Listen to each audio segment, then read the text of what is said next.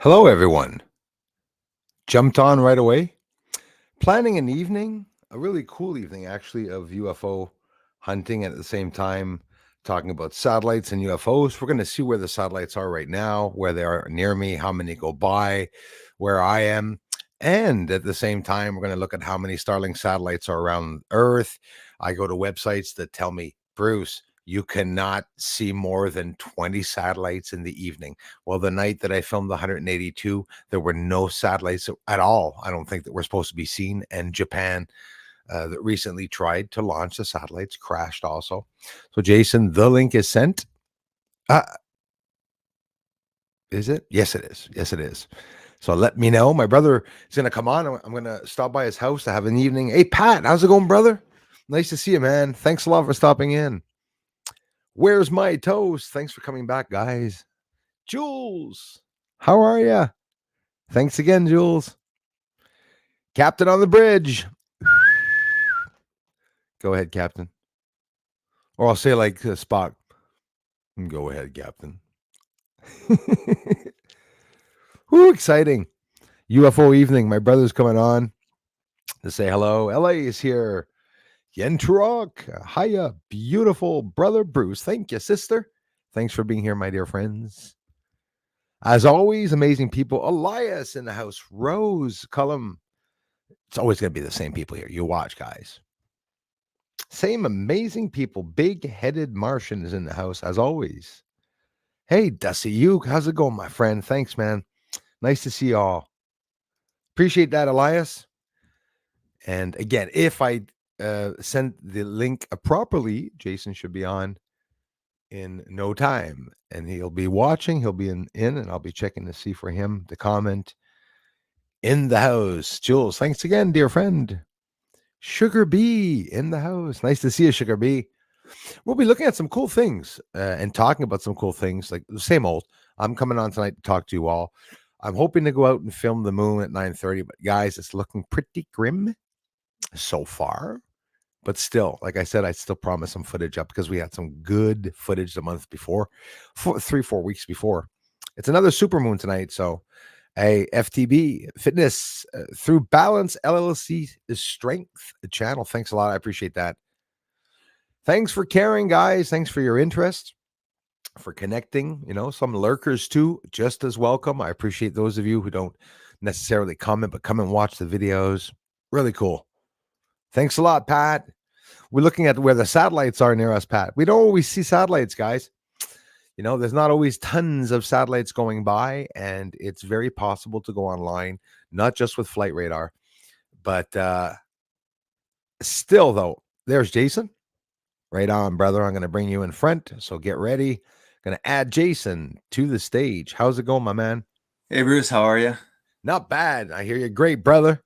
And while I have you on here, I do want to share, for those that don't know, I'm going to share Jason's link out if you guys don't mind. There's Jason's YouTube. Let's see. Is that the right one? Yes, I do. I'm going to share that. I know some of you have seen it. I'm going to put that in I was going to say king size. I'm losing my English. So anyways, for those that don't know, this is the icon you're looking for, Jason John Swartz, as I am subscribed to his channel. If you're interested, if you want to give him a little bit of support, it's free. And you can check out his videos at the same time.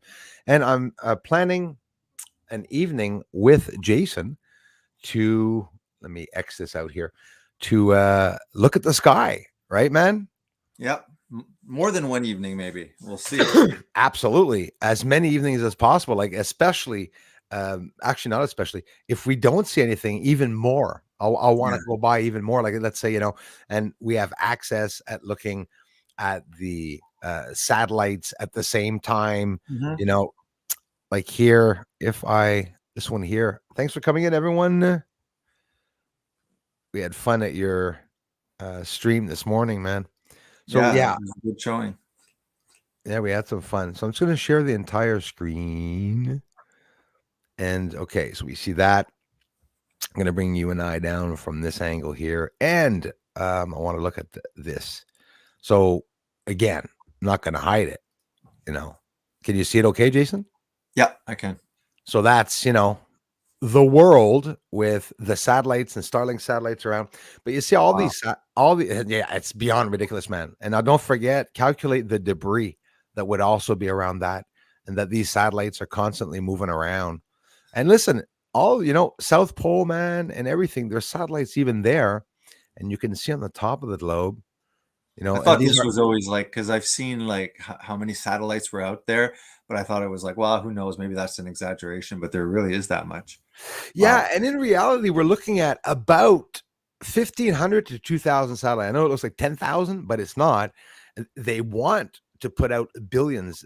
Elon Right. says that billions of satellites can be around us, no problems. And don't forget, these, solar radiation brings them down and everything, but it's accessible to find out where they're launched. You can see here in the center, there's a line there. Well, that's because these were just launched, and eventually they're going to separate themselves and they're going to become distance like this, maybe Mhm. like this. These here, they're going towards another constellation. There's these here. Some of them always travel together, and some of them are just turning with Earth. So you don't actually see them go by, and it's in Okay. geostationary orbit. So if there's some, and there are some around Quebec in geostationary orbit, they would look like stars. We wouldn't see them like actually Yeah. going by. But I'm not going to hide it. Like, there are a lot of satellites around Earth, but they're all different heights. And I'm telling you, all these heights. Anyway, it's not going to work now.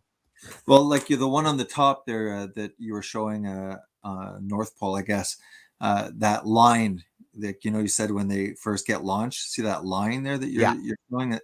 See, that's what I thought that I had seen a UFO, because remember I said it started like more a cylindrical looking light, and then it beat it out and kind of. absolutely, absolutely. No, absolutely. I actually thought I had seen, like, I was like, finally, I saw these UFOs, but it really looked like that, kind of like it just appeared and then it beat it out into full of Yeah, little orbs and like moved, but then disappeared after like 45 seconds.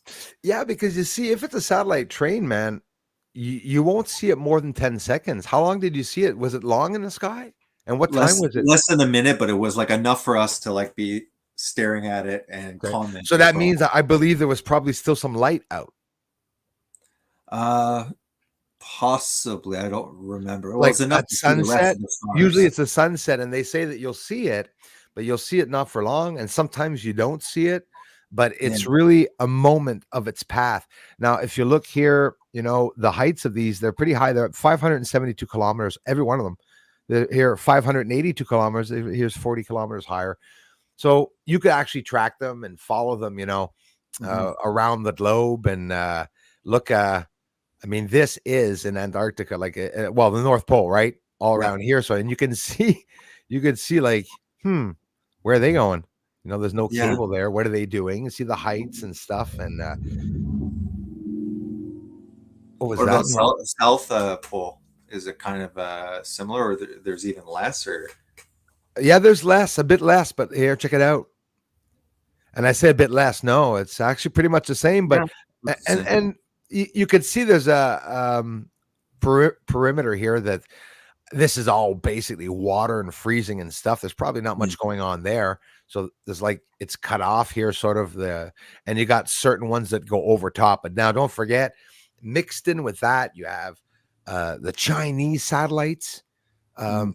Also, they just sent up a spy satellite again, man. One of Yeah. 33 series in satellites, Wow. but it's surprising to see that there are, that many satellites around the Earth. And I'm telling you, you go around and you can see they're deliberately like drones all around, Earth. But man, 500 kilometers up.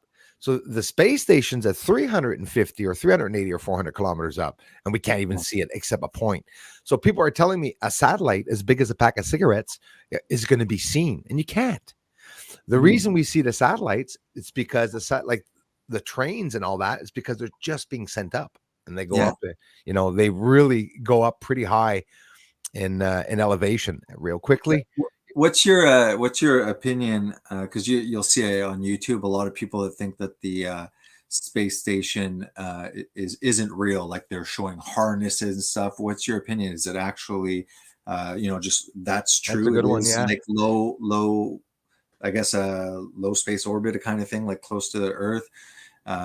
What's your opinion on the space station? Is it legit up there, doing its thing, or I you know what I think it mean? could be. Honestly, I think it could be. And why is because I saw what looked like the space station going across the moon. And somebody said, "Oh, wait, Bruce, you don't. It's not close to the moon, and you don't see the space station close to the moon." But I'm thinking maybe I filmed it because it was going by the moon, and I saw it close enough. Yeah, But then people were telling me no, that was too close. But I do believe that it could exist. Why? Because I've seen videos of astronomers, amateurs that filmed it really freaking good, a lot better than I ever have yeah, with a telescope, and I was pretty impressed. Until then, I'd have a hard time to uh, yeah, to doubt it. So yeah. I don't know if you know it. What you're looking at here, um, that's literally my house. That's my house right there in the image. Mhm. That's my road. That's Okay. Jupiter. That's Jupiter. That's my post. That's Yeah, the satellites going by my sky. People ask me, Bruce doesn't look. He doesn't tell us when satellites go by. So look over here. They say Starlink can be hard to spot. The satellites may only be visible for a short part of their path across the sky. That's what I've always said because that's what I've seen. Scan the whole path to catch them. Read about Starlink here, blah, blah, blah, blah. mhm, The launches, the latest launches, clear sky, no clouds. So this was on Wednesday at 5:39 a.m. Well, it just so happens it was raining, but you see the height of them? mhm. Okay. When did I ever post a video showing near Jupiter satellites going by? Watch them go by. I'm Oh, what's filming that? here. I'm filming on the ground behind my house, Yeah, and this is going by, but the satellites are there and you can see them going by. You could really see them.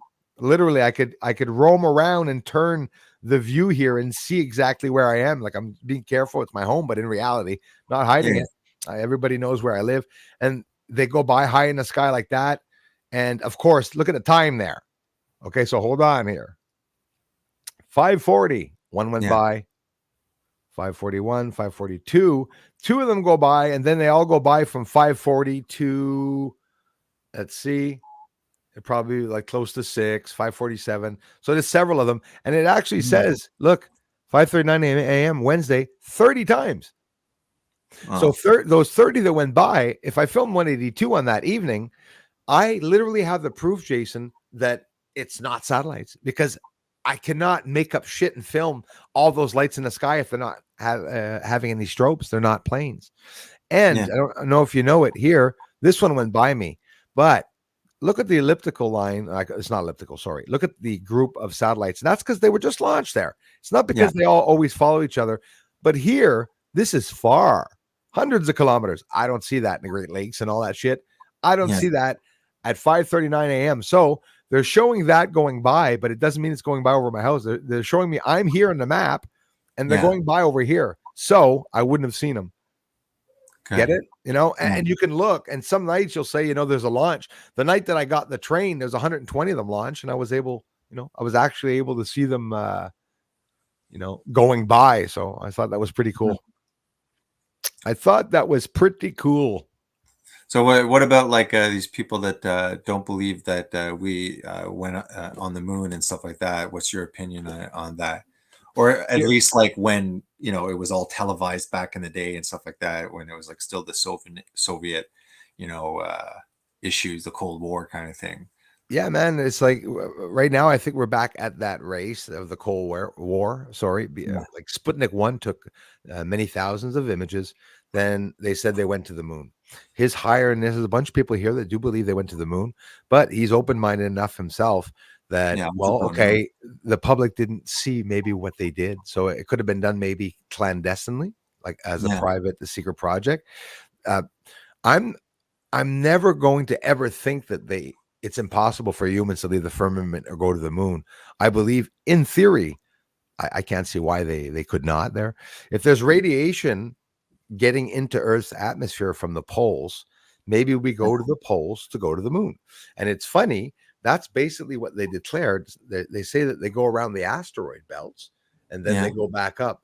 Whether it's true or not, they would need a hell of a fuselage, man, like mhm, like many feet thick. But well, Colin, I got something blurring my eye. I can't see. Anyways, give me a second here. There we go. Got it. I was seeing something like go by my eye. And no, my eye's been good, very good. But every time I eat, sometimes it'll happen. But today was allergies, man. Itchy eyes. It actually Well, it's felt going to good. change the You season. know when it feels good? You got the itchy. Yeah. You're scratching. It's my So back. I was yeah, like taking naproxen because my back is crappy and stuff like that. And I'm telling my wife, I'm like, man, it's like been days. But then she's like, yeah, it's a change of season. You're getting old. I was like, that could honestly be, but I don't know. But it might. I my think there's back. a bit of could be some truth to that. I don't know. Casa Nostra's here. Thanks, guys, for coming in. This is I'm talking with Jason John Swartz. He's got his channel. I'll put up your link, man, in the description afterwards. I'm gonna set up a night to go over to Jason's several times with the nice weather coming, and even in the winter, I could also do it to see what he sees up in the sky. I'm investing a lot of time to see where the satellites are going by, if they're going by over you. Because don't forget, you're on the side of a highway, and me, I'm beside water. They go over the St. Lawrence basically, and they go over certain areas. There's a lot of like big towns and stuff like that. Often they go around them. Yeah. But I'm in like Farmville, so there's not a lot of bright lights at night, so it should be good. yeah, exactly. And there's a lot of lights. Hey, Tammy Luther, thanks for being here. There's lots of lights, man, that go by that you can't see and that we can only see with the infrared camera. So I'm anxious to do that test with the infrared camera. Yeah, at one point during the summer, there was this like very, very bright light and stuff like that. But see, I don't know if there's certain planets sometimes that are more visible and stuff. Do you remember that white light? It was really, really bright there for days. Oh no, yeah. One. See, she's talking about the cylindrical thing there. Yeah. Hi, Elma. That we recorded or that you recorded? That I recorded and it kept coming back. Yeah, remember the story I said she used to like smoke 5 cigarettes a day? She was like, yeah, it was out there for hours, this light orb. And I was like, you didn't think of waking me up? Yeah. I wanted to watch it. I thought it was my imagination, but it was like impossible for that long. Yeah. Jeez. Wow, she is moving a solid cast iron stove. I can't believe it. I mean, he makes her work.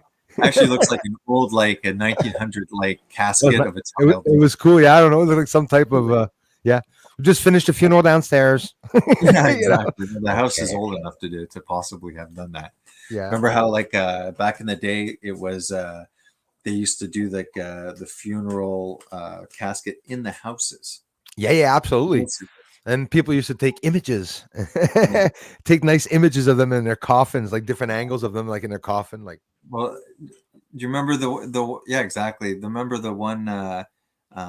It was probably pictures at our house when we were kids that were actually probably from the other owner or something. It fell, and there was all pictures of like basically. Yeah.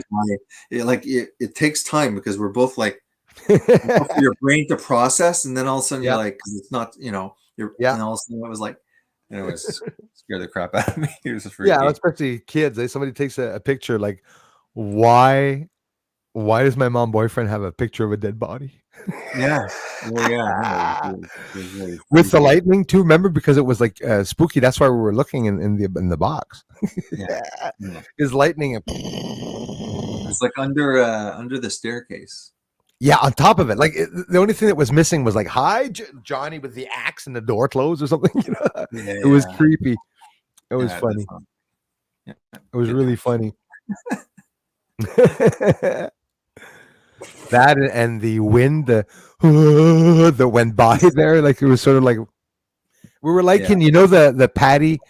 Peppermint patty commercials where they eat the chocolate and they take a bite in it and they're on a mountain and the wind pushes them back. It's like we're just sitting there like, what just happened? Oh, shit, what just happened? Definitely some weird stuff that happened in that house. Yeah. And there could be a scientific reason because in reality, without even it being spiritual or not, or demons, the walls of fabric and time, it's sort of like I imagine myself, stick your head between the walls of time or space and time. And it's like on the other side, there's electricity and wind and rain. And then you come back in. It's like, portals could be traveling around. I mean, it's still a rumor that portals are real. They say that portals are not real. And like facts, when you look it up, they're actually trying to create portals, the Pentagon, but it's still science fiction. Yeah. Black holes were science fiction a couple of years ago. No, it's a. Well, I don't know. I still think CERN is kind of something. I don't think it's big enough, but there's something too weird about the opening ceremony, like with this circle and full of eyes and like ghosts coming out. But I think China is going to build that. Like what? How many times large China? Right? You're aware the same Hadron Collider, but China way bigger. Maybe the CERN one isn't enough power to open it, but I mean now imagine an invisible arc. Ceremony is just like, what are you trying to tell us exactly? Imagine an invisible arc where the Hadron Collider that we're operating is connected to Earth, the Moon, and Mars. And then it goes to Venus, the Sun, then it comes back, shoots back. Now what the scary part is, these buggers with the frequencies, they can kill us in a flash with 5G or with anything, just like without us knowing, and it's scary that they can change the thoughts of people to make people. I'm just afraid realistically that they would make people do bad things. It would be scary. Just the fact that we could just quite simply be mad at each other and just all of a sudden just really thrash and murder each other and stuff. It's a scary thought. They can infiltrate our body if ever they wanted to with nanotechnology. We would not even know it, and then that they, like you said, they could activate whatever for mass hysteria, that's why sometimes when people are like, oh, people are starting to wake up, I'm like, you don't think that they thought of that? You don't think that they're waiting for us to get mad at them? Because I said, it's not a bunch of bullets that are going to go flying. It's like, I don't know. I don't want to be too too much playing a victim, but we try not to be morbid either or anything, but in reality, it's not. It's reality. It's sort of, they're finding microplastics now. That like all our bodies now have certain degrees of microplastic particles. That was crazy. I saw that. Our body is right now. Man, it's in our blood, dude. It's in our bloodstream. The plastic particles, nanoparticles are in our bloodstream. That is pretty crazy. Yeah. It's true, apparently. Yeah, no, it's based on the available scientific evidence, there are, they say, no health risks from exposure to the low levels of radio frequency EMF, which people are exposed to from cell phones, cell phone towers, antennas, and 5G devices.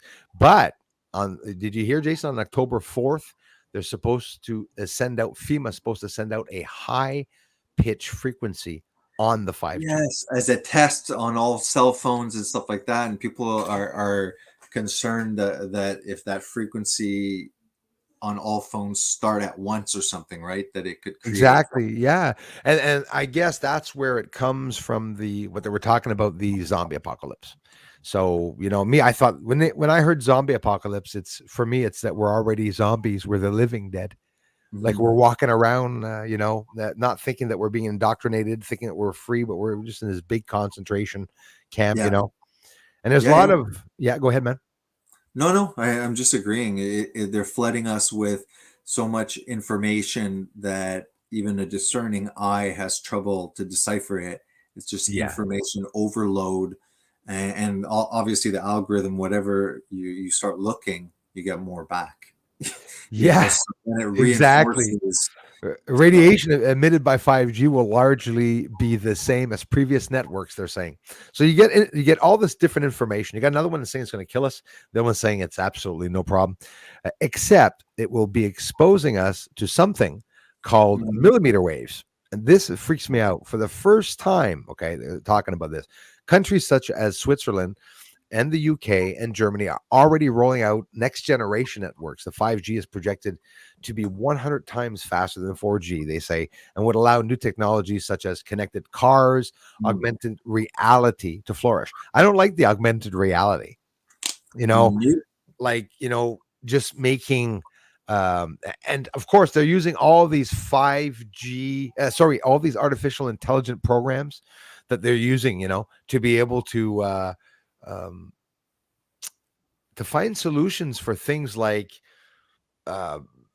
coroners, scientists, looking at war plans. They're depending on artificial intelligence to tell them how to win a war and stuff. It's sort of like that. I just imagine these guys, they just created this wishing device, like devil wish device, where they're going to wish a whole bunch of stuff from it. They're going to try to create this digital god. I think it's safe to say. I never heard anyone say it that way, but in a way, yeah, definitely off the hook. Oh boy, AI is definitely, like you said, there was extremely high technology in the ancient world. I think everyone can agree on that.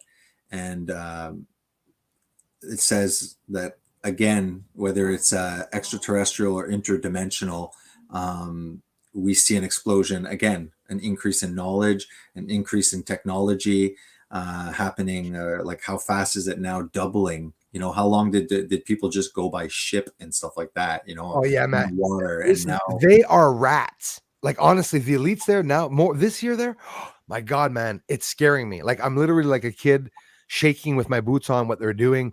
Stephen Greer, whether people believe him or not, there's secret projects, man, where private space associations, elites together, like on their boats, are able to divert asteroids to have them swoop down the Atlantic Ocean to cause tsunamis for certain countries, foreign countries, adversaries they don't like.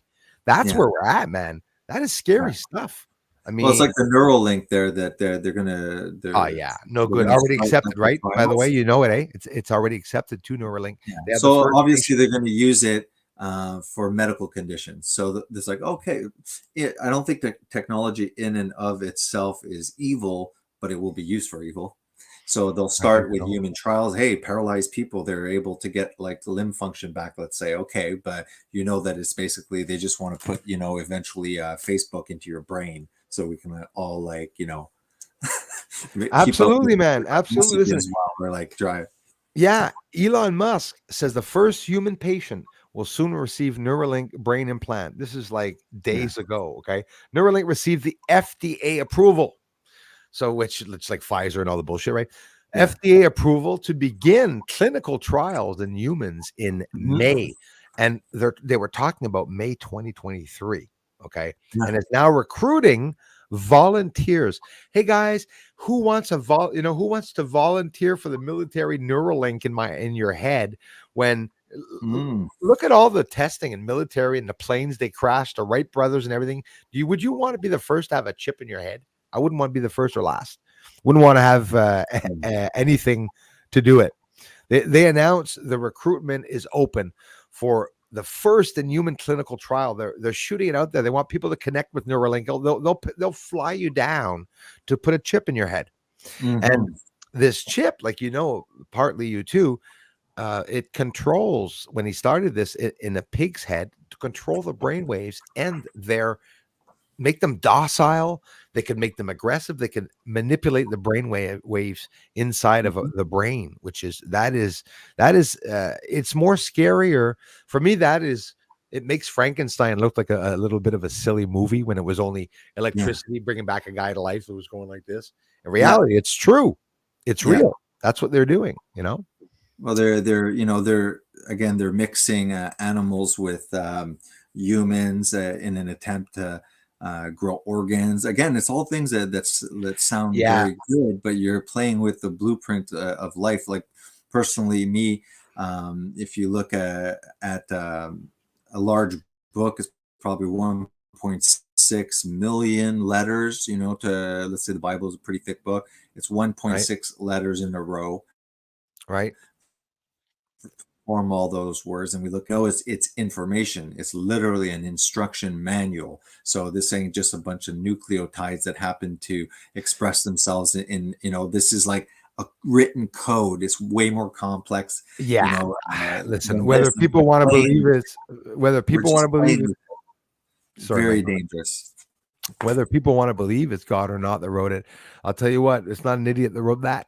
And it's very scientific. It's very medical. It's they talk about the monetary system and everything back then. Go ahead, man. Yeah, no, I'm just saying it's information. No one would be absurd enough to. Oh, Let me see. Sorry, your volume must have Point cut at off the just a little bit. computer, that you're looking at, and me, and to say that there's no. You froze up, Still there? brother. Is it okay now? Yeah, Testing, absolutely. testing. It's back. Yeah, it's back. It was Oh, just off. geez. Here's a good one, Oh, man. Oh no, sorry, where was I? Okay, well, Jason, he'll be back. I'll let him back on, or he's still there. So yeah, in a blog post, Neuralink, I'll be right there, Jason. Neuralink announced that recruitment is open for the first human and clinical trial of its wireless brain computer interface. And that is the scary thing. If FEMA is going to activate high frequency, I believe in theory it could be partly due to that. Neuralink and all this. Don't forget, it's not just, all the array systems and satellites all around the world. It's getting pretty crazy here. The precise robotically implanted brain computer interface, PRIME, study will evaluate the safety of Neuralink's implant. So they're going to put it in your head, volunteers. And if you die, thank you. We'll be able to know not to put it in our heads. And it's so stupid. N1 and surgical robot R1. Oh, there's a robot too. Great. It's not even a doctor that's going to put it in your brain. It's a chip that's going to put a chip in your head and access whether the device can help paralyze people, control external devices and their thoughts. So basically, the people with the chips in the near future will be able to sit down and look at the screen and move around and interact with people at the same time. But don't forget, the governments will be using this for MK Ultra to, get your thoughts. In long term, Neuralink hopes, is Jason back, hopes to play a role in AI civilizational risk reduction by improving human AI and human to human bandwidth. They're plugging computers up our asses, guys, by several orders of magnitude. He added, imagine if Stephen Hawking had this. He wouldn't have taken it. I'm going to speak for him. I'm pretty sure he wouldn't have taken it. Maybe he was into that. I don't know. I think it's a bit ridiculous. This information that I got was on Fox Business. So take it with a grain of salt. Yeah. Of course, Jason is sitting there while I did. Sorry, man. I didn't think No, you'd it's gotten okay. up. Back on, man. Everything back. Yeah. So yeah, Neuralink, a scary thing. It's the interface what's scaring me. That interface, what they want to do is connect everyone's minds with an interface. And then if they use artificial intelligence to control us through satellites, direct energy weapons, and frequencies like bases in the South Pole that can change us and manipulate us, that is scary as living hell. There's Jason's link on screen, you guys. Darla, thanks for posting that.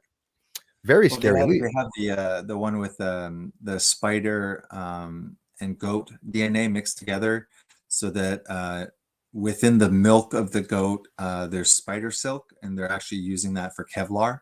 I remember I had showed you that. I don't know if do you want me to try and share just that article? No, sure, man. Yeah. Listen, bring some stuff up. Anything you want to share, I'll accept and give you the control of the screen. Absolutely. Oh, here, just to show you here, it's a physics dog. All right, I'm going to click on that in a minute. It'll be right on. Sure. Buzz Aldrin said we were shown simulations. Did they go? We don't know. That's exactly it, Norma C. Hey guys, we'll be answering questions too at the same time. So I'm gonna add this, brother. Yep. There you go, man. Yeah, it's just this is the kind of mingling that they're doing. They manage here. It says, for instance, due to its strength and elasticity, spider silk fibers could have several medical uses, such as making artificial ligaments, tendons, eye structures, jaw repair. But researchers here, the University of Wyoming, have developed a way to incorporate spider silk spinning genes into goats. So they're mixing spiders and goats, and that could run into probably trouble, long term and stuff like that. You have here, so they're doing all sorts of Frankenstein stuff, mixing. Real quickly, man, keep it up. Yeah. Intrepid soul. Like me, I'm always saying I don't believe that they didn't show the public the way they went. But when I see someone like Intrepid Soul and he comes in and people talk to me, I do know a lot now. Jason, I met some people that actually worked for NASA and their families did. So he says we went to the moon. He believes. He says he knows that Intrepid Soul feels that they know it because his or her dad, his dad and his aunt worked on projects that only worked if they were on the moon. Right, exactly. So, I hear you on that. Like, I mean, there's maybe some relationship to what they did on the moon, but we don't have the technology to go right now, and that's the scary part. And Hmm. they're they're trying to create suits, where we can actually go to the moon with the sensors and everything. I'm still leaving that up. Hey, Jason, you got something more to? Yep.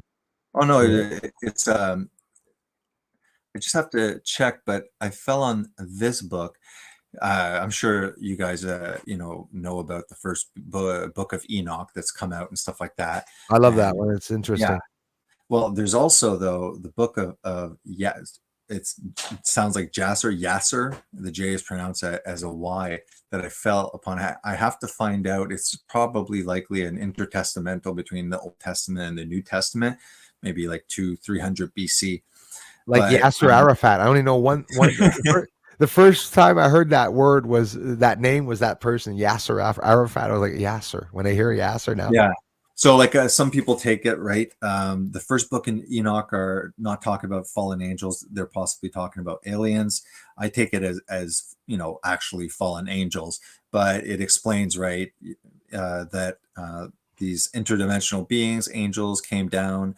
They spread their seeds with humans. You ended up having these angel human hybrids and things like this. But the book of Yasser takes it one step further, and watch what it says, because the book of Enoch just says that there was a corruption, genetic corruption between on earth of humans because of these angels coming on. When they descend, they take a human form, or at least a physical form, where they're spiritual beings in their first, when they're in the spiritual world, they don't have physical forms, but when they manifest here, they manifest physically. So Right. it gives a reason about the corruption of the flesh. But the book of Yasser here says, I'll just read Jason John 18. Swartz, everyone. This is my brother, Jason John Swartz. I'll have his channel up in the link after at the same time. Go ahead, man. We're talking So about the Book of Enoch. yeah, exactly, the book of Enoch. But the book of Enoch doesn't talk about any manipulation of animals being mixed, with humans, or Right. animals with animals. It's strictly Right. talking about More of alien beings or entities that they talk. They don't really say alien, yeah, but they it's talk like about demons, entities. Yeah. so whether we're taking the angel route or extraterrestrial route, it's merely a corruption of the human gene. But the book of Yasser here talks, and I'm just going to read 18. It says, and their judges and rulers went to the daughters of men and took their wives by force from their husbands according to their choice. The sons of men in those days took from the cattle of the earth, the beasts, and the fields, and the fowls of the air, and taught the mixture of animals of one species with the other. Now, this Holy is, shit, man. Oh, literally, holy shit. yeah, in order therewith to provoke the Lord. And God saw that the whole earth and it was corrupt, for all flesh was corrupted in the ways of the earth, all men and all animals. So this adds another little tidbit of information, On because Dad's guitar, man. Dad's guitar at one okay, point, on Dad's guitar, yeah, there was a pan, and on it, a pan with a flute, and it was half like the goat legs in the bottom, and yeah, the top was like a human and stuff. And you see that in folklore, you see that in old paintings a yeah, lot, and the ideal of the mixing of you know, a lot of yep. people see it as taboo, and I'm actually seeing it as wow, creation. Like, okay, the Whatever ones it is, manipulating there's it's not truth. good. Go ahead. There's 100% a truth to it. The Greeks, were not stupid. I mean, they developed philosophy and logic, and they were deep thinkers, and yet you had these they were demigods, right? They were Yeah, half human and half something else, whether God's little g and stuff like that. And I think that for us, they were they were there during the creation of Earth, if they are interdimensional angels. So they're quite aware of the genetic and stuff like that. Right. And like you said, it's a mixture of, a goat legs and a human torso with a head. Well, isn't These that scary that in the vaccines they're doing that? They're putting in jellyfish parts and like yeah, DNA from snake friggin' venom, right? insects and shit and reptiles, man. Yeah, That it's is snake venom, right? the There's a book. jellyfish stuff. Like, you know why they say that? It scared me. It scared the living hell out of me. They Mhm. said that the 5G is going to be able to see us all glowing on a map, and I said, no, no, no, no. I don't want to hear this. It freaked me out because I know that's what's going to go on, man. That's exact. And you know what? I bet you they see a lot of people. Like, don't forget, they're testing certain towns. I found out in Canada, there's maybe a town where there's 20,000 people living there. The government is paying all of their everything they need, and they don't talk to anybody about it, and everything's paid because they're testing them to see how well off and how better they will live as compared to us. It Yeah. inspires me to see that they do tests for better, and it's maddening, man, because apparently we can repair severed spines, we heal cancers, we can grow wings on our backs if we want, honestly, like manipulatively, demonly, which I think that's coming next. I mean, these people that think they're gods are like the Chinese, man. I'm not going to hide it. The CCP, they are making the brains better on they're guinea pigs. The Chinese people, sadly, they're literally manipulating them. Wow. You see a 4-year-old Chinese kid that's like that, and he sits down. He's very serious, and he grabs a freaking guitar, Jason. And the guitar is big like La Bamba. And he goes, and all I can imagine is his father beating him. Play the guitar. There's no way a talent is natural. You can tell if there's a force. You know what I mean? Children naturally talented because they like what they're doing, or children that are forced by their parents to be good, and like do things right. I've had some friends at school that their parents were really good in sports, and they would tell me, like 3 of my friends, my dad said if ever I wasn't good in sports, he wouldn't even ever talk to me. Yeah. And that's manipulation. You hear the manipulation. This is what I think is happening, and this happened as well in the listen, taboo, absolutely. So eugenics is basically like how they would breed animals and stuff, breed the good qualities in them. So they were doing this as well in the United States as well. Bill Gates' father or grandfather was an avid leader in the eugenics, and so if anybody is lower IQ, any physical diseases and stuff like that, they would sterilize them so that they couldn't procreate. I think that that's what they're doing in China and stuff like that. You notice how, remember, they wouldn't allow the female, like only a certain amount or one child or something per household. That's what we heard of it, but who knows what kind of eugenics they were doing. Possibly this, because it's a fact that Asians have much better performance to the point that now they're limiting how many Asians can enter universities. They're doing the opposite. Can you imagine how they could have tortured extraterrestrials if they did come down to Earth? Like the military, what they would be doing with them if they were alive? Holy shit! I can't even imagine what they would be doing to them to try to. I mean, I was always afraid if they're advanced, if they're spiritual, if they're demons, Jason. Imagine we got a demon stuck here in a cage on Earth. What do you think the other demons are going to do? Like, if we don't want to talk alien or not, like, I love the theories, it. If it's a bad entity, holy crap, man, we're in trouble. They don't want us going out in space. What do you think about the possibility of an outside source, an alien source that is stopping and scrambling the satellites? Because this proven documentation coming out on Alex Jones and everything, that they're literally the military's not talking about it. They don't want to, but they're getting shut down nuclear plants and the big telescopes, 2 big telescopes again. Arecibo, a couple of years back in Puerto Rico, it closed down because it had gotten like some type of message from space, and then they close it down. I can't help but think that they're trying to hide certain things, like maybe change up the missions. And I mentioned the first stream, the October 11th is that Mhm. day FEMA is supposed to send out the high frequency. And if it Yeah. doesn't work, it's October 11th. So get this, NASA was supposed to send up people in space, or Starlink satellites or something. People in space on a mission for October 4th, and they put Yeah. it back to October 5th. And then after that, they set it back to October 12th. But it's funny. So they left out between the 4th and the 11th that they're not Mhm. going to send people out into space. The high frequency they're going to send out with the 5G. I wonder what that's going to do. And I'm telling you, October 4th, we have to check on the 3rd or the 4th and the 5th what happens in the news. If there's some type of Yeah. big explosion or something, I'm really curious. They're going to I'm have gonna a mark hard it time down. hiding this, Yeah, Or go just ahead. remind me when it comes. I was going to put it on my calendar. Yeah. 4, 5, and 6. Yeah, to check the 4, 5, and 6. But in reality, it's the 4th that they're Yeah. supposed to do that, and the 11th if it doesn't work on the 4th. They said for whatever 4th. reason why it wouldn't work. I wonder if it has to do with weather. They're not mentioning that part, but let's say, I don't know, maybe it has to be cloudy. Maybe I don't know.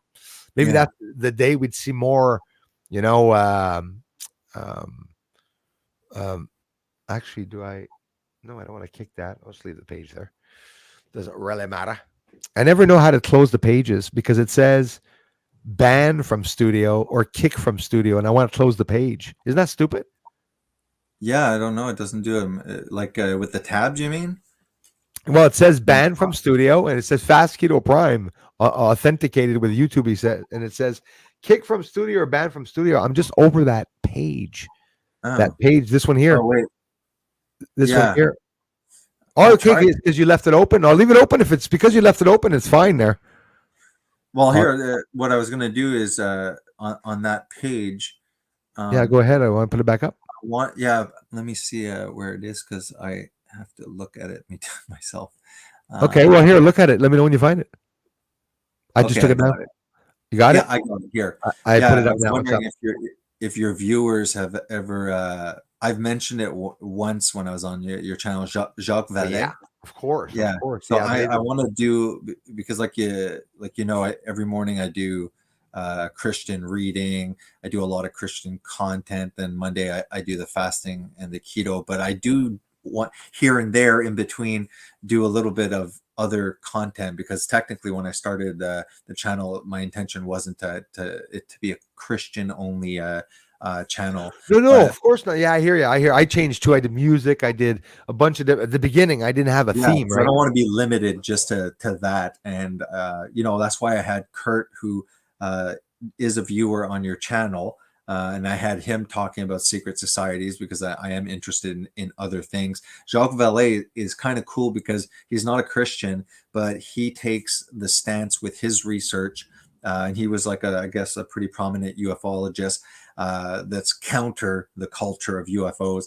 That it's not he doesn't see it as extraterrestrial, but it's more interdimensional, which I thought was interesting. So I'm going to start researching his stuff on him to present. Yeah, he was. Yeah, definitely. Hey, Jason, do you know Jeff Benoit live? No, I don't think right there in the bottom. Possibly next weekend. Yeah, we're going to set something up next weekend, man.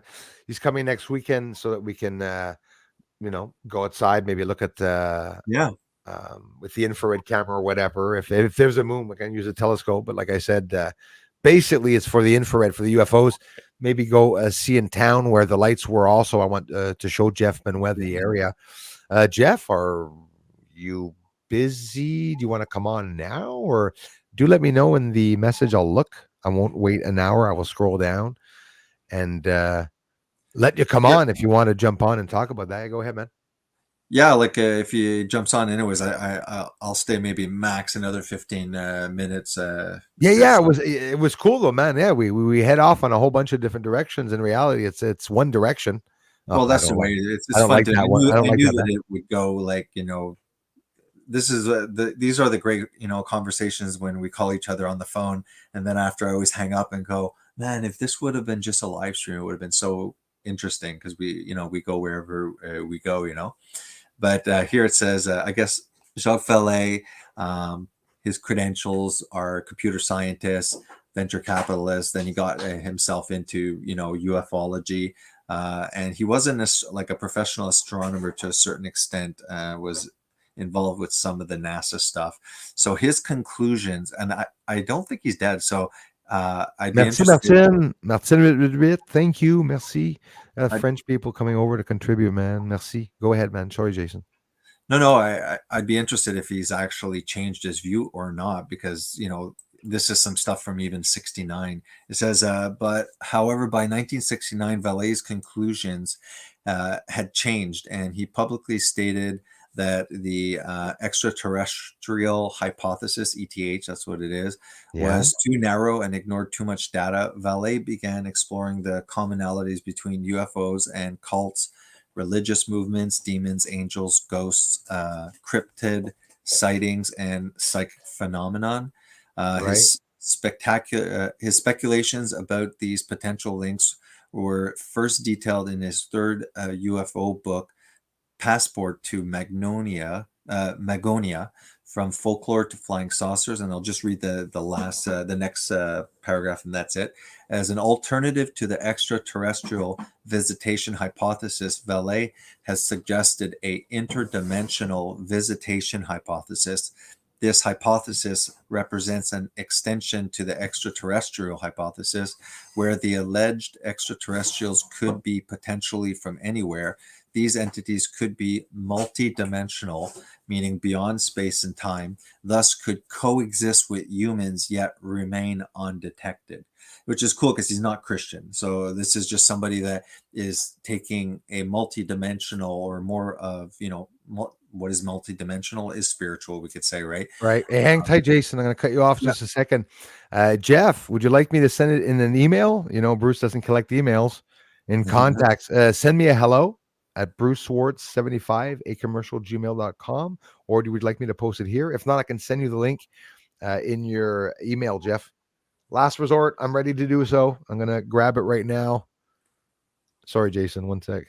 No, that's it. I just wanted to say I'm going to check into Jacques Vallée and try and make my own presentations of of what, so I don't get striked or anything. Just like, right. Well, here, I'll put it on right here. And stuff like that. I'll put it on right here. The link. Here we go. The link's up there, my friend Jeff Benoit. Oh, or is Jeff going to write to the email? He probably already did. He's fast enough, I'm pretty sure. Bruce Swartz 75 gmail.com. I'll go there right now, man, and check that out real quickly. I'm looking forward, Jason, to going to your house a couple nights, man, for sure, and checking out the scene. As soon as it's nice, man, for sure, I will definitely head down. And Jeff Benoit. And like I said, Jeff, if it's easier, I can just post the link right there. I don't understand how come it looks like there's a lot of people here, but we're only 60 tonight. It was a little less people tonight. It was surprising. It's been a couple of times there. I hear we are in a culling. I've been hearing that too, Norma C. I wonder how many will die. Too bad so many have been jade. Yeah, absolutely. Valley in the movie Close Encounters of the Third Kind. There's a guy right on, Jeff Benoit. Would you say, Jason? There's a guy. Here you go, Jeff. Lesser magic is basically, everyone's noticed that movies come out and then, 10 to 20 years down the line, it's exactly what's happening, and we're like, wow, isn't that weird? It's just like the movie like 20 years ago or 10 years ago. I mean, at this point, it's like 2 years ago, and now it's coming true. But it's like it's a occultic way of having everyone focusing on what they're showing. So there's something that's going to come out in the coming years. So they put it into Hollywood, and then everybody watches it and focuses on it. And that's a way of movies really are helping us, right? They really are helping us. Like, seriously, some people are making movies to literally tell us of what's coming. It's like people understand that the government allows people to speak if you do it between the lines. If I get through to 10 people, it's okay. But if I get through to 1,000 people, they don't want that. It's like they want to keep the groups limited, low. Did you notice about Russell Brand, what's happening with him? Russell Yeah, like Brand. I'm staying neutral, okay, I'm not gonna hide it. He's a ladies man. He's very sort of a pervy or whatever, haven't we all Self-admitted been? sex addict back in the times. Yeah. Yeah, exactly. There you go. But But I don't think that it's actually happening. And again, that's just a theory. I'm staying neutral in it. yeah, Like I if he was raping women, they're gonna be coming out. It's simple. Look at Epstein. Look at everyone. They're going to come out if something happened. Is Jeff Benoit? Jeff, did you have any problems, brother? I did post a link. If you didn't see it, though, I can but, repost it. yeah, like Russell Brand he's been going full throttle against, calling out stuff, and he has like major, clout, like, on social media influence and stuff like that. And like I said, I'm not defending, somebody who possibly could have been a He's a lady. He's a lady. But it looks very suspect when people come out, decades or so later, just when all of a sudden now, because he hasn't been doing the YouTube for ages there. You know what I mean? Like it's relatively new that he's been like a full-time YouTuber and stuff like that. But I don't know, looks pretty suspect. But yeah, you don't want to come to conclusions if the guy actually did it. There, I don't want to be known as someone defending no, exactly. So I'm not helping or not. I'm saying, listen, any guy that's going to rape a girl, I'm going to hate him and I won't support him. Is what Russell Brand is saying, that's like Bill Cosby doing a whole bunch of bad, stupid shit. But while he was in jail, I did go back to listen to his old, hey, pudding pop already, you're stupid. It was funny, okay? But I mean, that's how I take stuff. I'll steal that information. I'll steal the funny parts that he shared in a good way, and then I'll block out, in my mind. There's Jeff Benoit. Let's bring him on. How's it going, brother? Hi, everyone. Good evening. I'm here. It's like energy problems again this evening. No, actually, a lot of people you probably don't know, but I got COVID about 13 days ago, and it turned into a pneumonia. And, wow. Yeah, so now I'm high on meds. And that's exactly it. We'll be back to par. That's right. And like I said, I'm doing better tonight, so I've been taking these strong medication. But good, it shows a little bit. You're good. Like your voice is fine, but I can still tell. Yeah, you can tell, It's a little scratchy there. Something in the voice, different, like yeah. It's right after when you hit puberty. That's when you realize. When you come on and say, "Anyways, Bruce, thanks for having me." Oh shit! He's going through puberty. Look at the beard. Yeah, so that was my adventure. It's my 13th day into this. So good luck, man. Yeah. Man, that's my brother, Jason Swartz. Nice to meet you. Nice to meet you too, Jeff. Try to get up. Go ahead, man. Go ahead. I just want to say, listen, I was listening to your live tonight, and I was like, wow, this is fascinating. Like, I mean, this is interesting. I'm like, wow. And then when you invited me, I said, oh God, great. Because you both have such a great vast of knowledge and extent. I think your brother, what's your brother's name again? I'm so sorry. Jason. Jason, now you brought a little bit of biblical stuff into that. I love that too, because I'm a Christian too as well, and there's a lot of things we can relate to that, and that's good. I mean, a lot of people don't realize there's a connection everywhere in the universe. Everything connects. People don't realize everything connects, even among strangers. That's sometimes when you meet strangers or meet people, and you're like, how the heck did I get to meet all these people? And there's such a connection, but we don't have any history together. Everything's connected. Everything. Yeah, because some people match about. Man, the first time we talked online, Jeff, we could have organized a game show on live television. I would have been able to do it with you. Communication. You know what I mean? La complicité, the compatibility. Yeah. There's a connection. Things sometimes match well. Like Elias. Elias is another guy I talk to very easily. And, sometimes it's just there and sometimes it's not.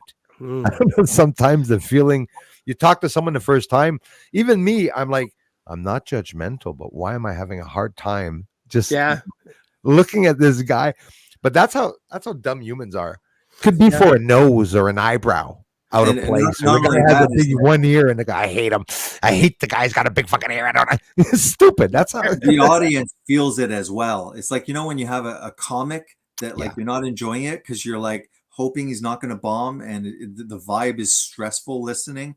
It's Yeah. also, you can tell, like, the audience now, some audience love the tension. Most normal people don't, but Yeah. yeah, it's where you can, if you're sensing it, believe me, the audience is sensing that it's like a, very fragile conversation. Exactly. I And- wanted to have my friend Jeff Benoit come down on the weekend where I had, enough liquid and money and stuff. Maybe have a couple beers. Would have been Oh, fun. don't worry, man. I would have brought a couple of brewskis for sure, man. I'm Irish. What do you think, man? You Yeah, think I gotta don't come? worry. I got together a couple of decorations that I don't want anymore, and I'm going to every beer you're going to pay me. I'm going to give you a decoration, and we will. I'll come back. I'm kidding. Come back Oh, yeah, see. with a whole truck there full. Like, what happened? Did you steal his junk, or did you? He gave it to me. 2-4 in the trunk, and we'll just drive down to the woods where the show will start there, and then we'll walk back home. Talk about the observation. It's unbelievable. Thank you, because nobody, except for the amazing community here, is really not talking about it, man. 182 UFOs, dude. They're not satellites there. It's No. freaking possible. Because look, even if you look at it as a rational point of view, okay. First of all, we got Dorval Airport, which is in that area, in that vicinity. I know where you live. We live almost in the same region. So Right. above my head, I got constant planes coming all the time. Right. But if you're looking at the footage that you present, first of all, the amount of traffic. Second of all, the direction they go. Hey, thank you. The height. speed they go, the height. Yeah. Everything that adds up, you're like, well, okay, maybe some of it could be ruled out, but Yeah, I could have seen 30, and honestly, I wouldn't have posted the video. I wasn't going to post it until I got to about 75. yeah, And then yeah. 100, then 182. I said no. And don't forget, I missed. You see in the video, there's a whole bunch of them I missed. Yeah. Jason, thank you very much, Jason. Man, yeah, I definitely missed some of those UFOs, man. And whether it's a craft or light phenomena, it's still lights lifting up from the ground, man. When the satellites go by, Jeff, I see them in the sky. They appear for 10 seconds, but they're small. Those aren't small. Those are freaking low, and they're bright. Some of them are really bright.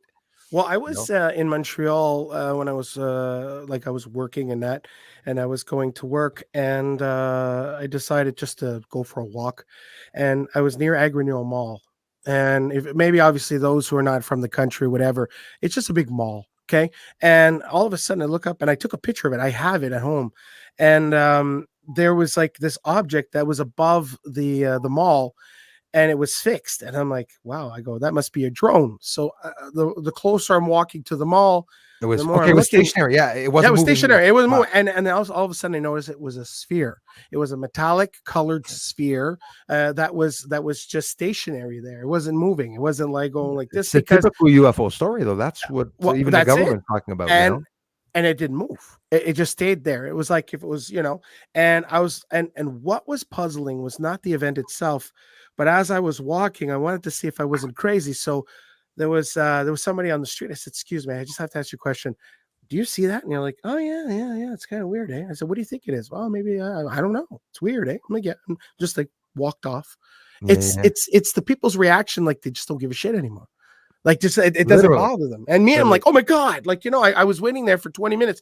I said, shit, I took a few pictures, but Even more disturbing is that the reaction of someone that sees a light. Like I showed my neighbor a fireball in the sky. It was slow and it was hovering and stuff. I said, "What's that?" He had no reaction. When I said it's probably a UFO, he laughed at me, but he didn't tell me what he thought it was. yeah. He didn't care. I just I'll try to say this so you don't get censored or tagged or anything, and I'm not going to try to go into like the whole conspiracy thing. But in the last 3 years, okay, in the narrative, No. okay, no, I'm No, metaphorically here.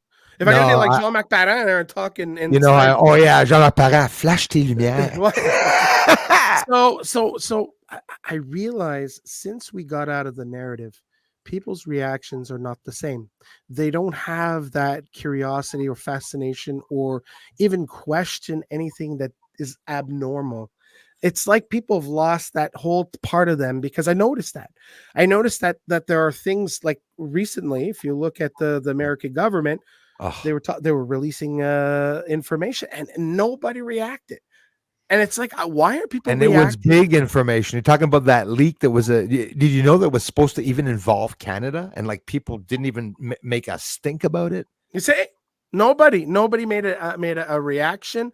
Nobody did. The press didn't go crazy over it. But Kim Kardashian, I don't know, slips on her ass, and they're talking about it for like 15 hours. You know, that's where I realize that people's priorities are completely different.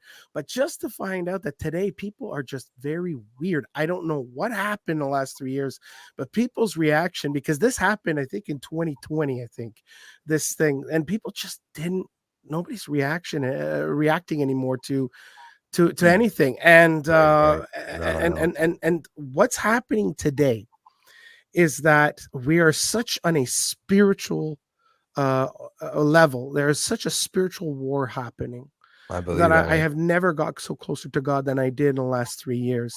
And Jason I'll tell says you, it all the time. Exactly feel it. word for word. Yeah. Listen, I feel it. I can see it. I can touch it. I do feel it, man. I have to admit, You know, honestly, I feel God around me, and I've always feared him, and I've always known inside, in theory, that there is a higher creator being. I've never really wanted to know where he was or why he existed. I literally just accept it. You know, Yeah. A lot of people change their lives by investing time in researching the Bible.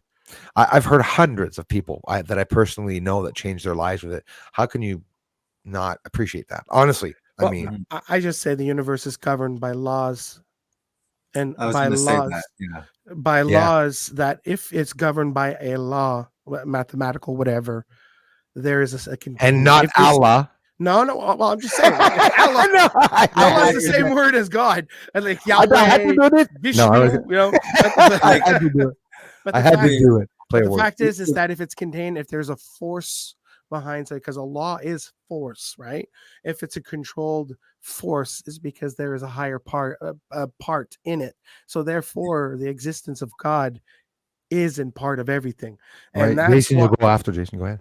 Yeah, Go sure. ahead. Sorry if I'm. No. no. It's because I kept You cutting cut off my me. brother. I was Go trying ahead. to cut you. Go No, ahead, Jason. We cut each other off. People, if we are made, let's say, in the image of God, and then there is a passage that says God's invisible qualities can be known by what he created. Yeah. And we know that humans, most cultures, we're very close to nature, and we are going against nature, our own nature, by changing all these genetics and stuff like that. But we're going against nature, you know, like the environment and what we're doing to Earth. So I think that whether somebody is theistic or anti or atheistic, they sense it anyways. Even if you don't want to acknowledge a higher power, you do feel that we're going off course, you know, to a certain extent. And that's that feeling that everybody has, you know, that there's some eminent something that's about to hit us all, you know. So, you know, that it's just- awakening, that special awakening that I think, and you know, obviously I know that God created other life out there, because life is beautiful, life is perfect. So in that sense, life is everywhere, and in every spectrum, and obviously, you know, if we're looking at an extraterrestrial point of view, if we're looking at something maybe a little more, not superior, but a little more advanced than us, that's looking at us right now and saying, listen, you know, these people, this species has so much potential, and has so much relevance, and it has every opportunity to become better, to ascend, or have a like another awakening within themselves, but they choose not to. They choose to destroy. They greed and all that, and to treat our lovely planet. But have you noticed that every successful person in this world, or those who are very blessed, you know, you ask them, how did you treat your mother? And then every one of them who said, oh, I treat my mother like garbage, those are the ones that never are successful. So if we treat the world around us like if we would treat our mother terribly, of course we're not going to succeed, because the fundamentals of connection, okay, of the creator, of the mother, because the mother is very important. The mother is the world. This world has given us life and everything. And the father, well, that's the spiritual aspect. You see, people don't realize that there's so many layers to this. And this is where we're losing ourselves because of this artificial environment in which we are creating, which slowly is destroying us slowly. We talk about 5G. We talk about chips in the head. We talk about that famous mark of the devil with that freaking chip in your palm. Those are the fundamentals that are artificial. And obviously evil is very artificial because it's deceiving. So, you think we're doing something good, but in reality, once you get the wrong person controlling it, bam, that's it. It's over. And it's been written. It's not like this is all new. This is not like we woke up and one guy had an epiphany and said, oh shit, oh my God, what's happening? Hey, Yeah, it's been a long time since people have been saying it. exactly. You know what I'm saying? This is the fact that people got to wake up to. Yep. No, seriously. Well said. Yeah. What do you think of that, Jason? Yeah, I was trying to pull up one of the passages. The first prophecy in Genesis after the Nakash, actually is called the serpent, whatever, is I'll put enmity between the seed of the woman and the seed of the serpent. Right away, seed is sperm. It has to do with genetics. Thanks for the comments, by the way. I mean, so as we're interviewing here, son of a biatch. I go down there and like you can never talk to everyone. You know how it is, Jeff and Jason, when you're streaming. But some people are really smart and people are really conscious about what's going on. They have some good feedback. Go ahead, man. Sorry, Jason. I'm trying to find. It's because there is here. Let me share this. So Go if ahead. you look at the whole, well, there's multiple themes that are going through Genesis to Revelation, but the major theme is a genetic war. So Right. it is. We don't see the page, by the way, Jason. Let me know when you want me to put I the didn't page. put it up yet. It Yep. is a gene war. It's a seed war. And like I said, I just, more and more. Paul people Wallace says the ETs have tried many times, he believes, to help us, but those in power abuse it. For me, that's one of my right up there possibilities, scrambling. There's Jason's page, scrambling the satellites and stuff. Hey, Jeff, they're talking about that. The military scrambling, getting nuclear facilities that are having problems. The two big telescopes that just closed down again. You have the floor, Jason. Yeah, no, all I'm saying is that a lot of people, Christians especially, do not even know the one of the major themes from Genesis to Revelation is genetic. It's a genetic warfare. I think that the image of God that man are made in the likeness of is not just limited to genetics. There's a higher level of consciousness that we have above animals as well. But a large story right away is a genetic manipulation of God's creation, man. Okay, Quick the cut, epitome. quick cut, And quick. here quick is cut. one example here.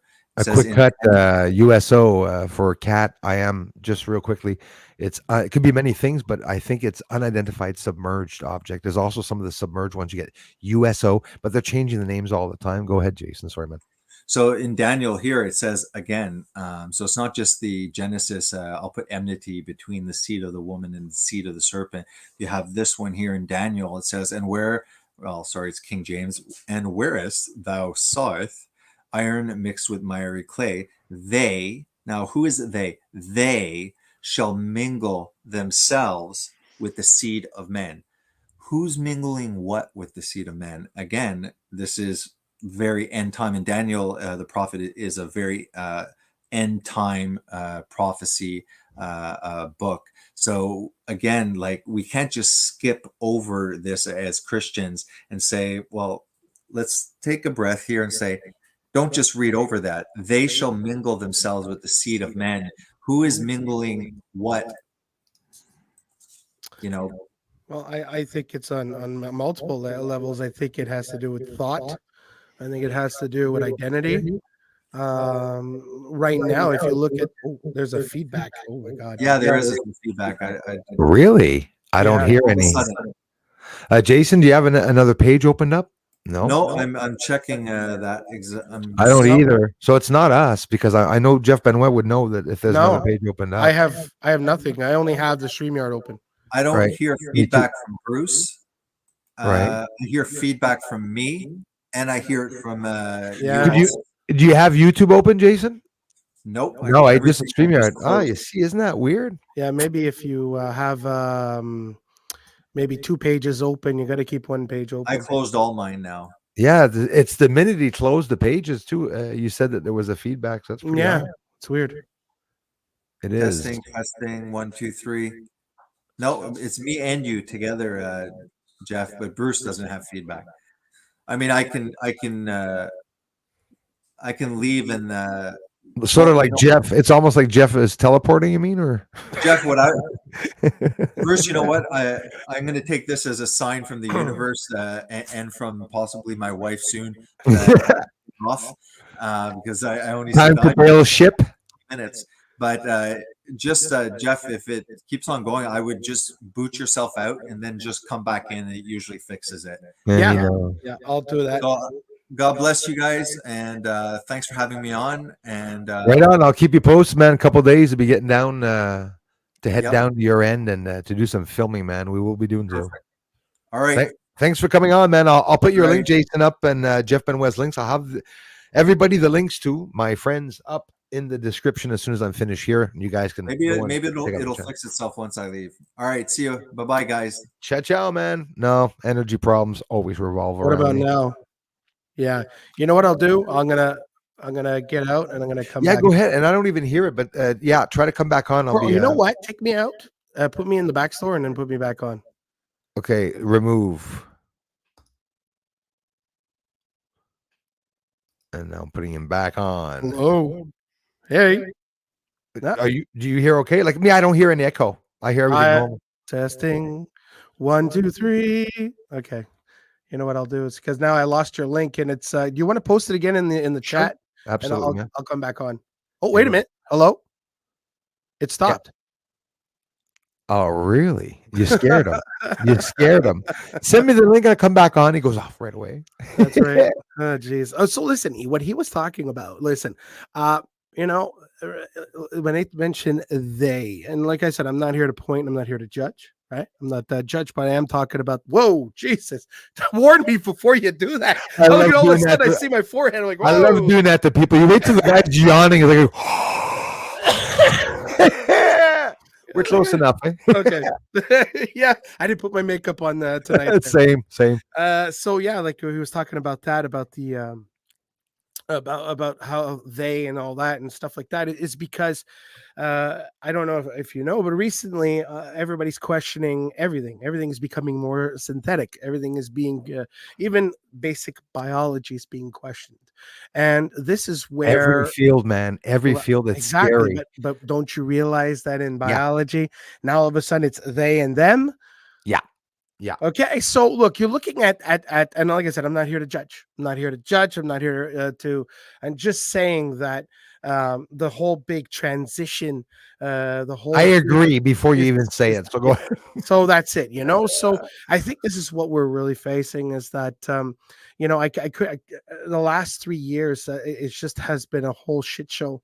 And everything has been like reversed. Everything, rationality, people, the way we talk, how we socialize now. Yeah. So was it a test to try to see how tough we were?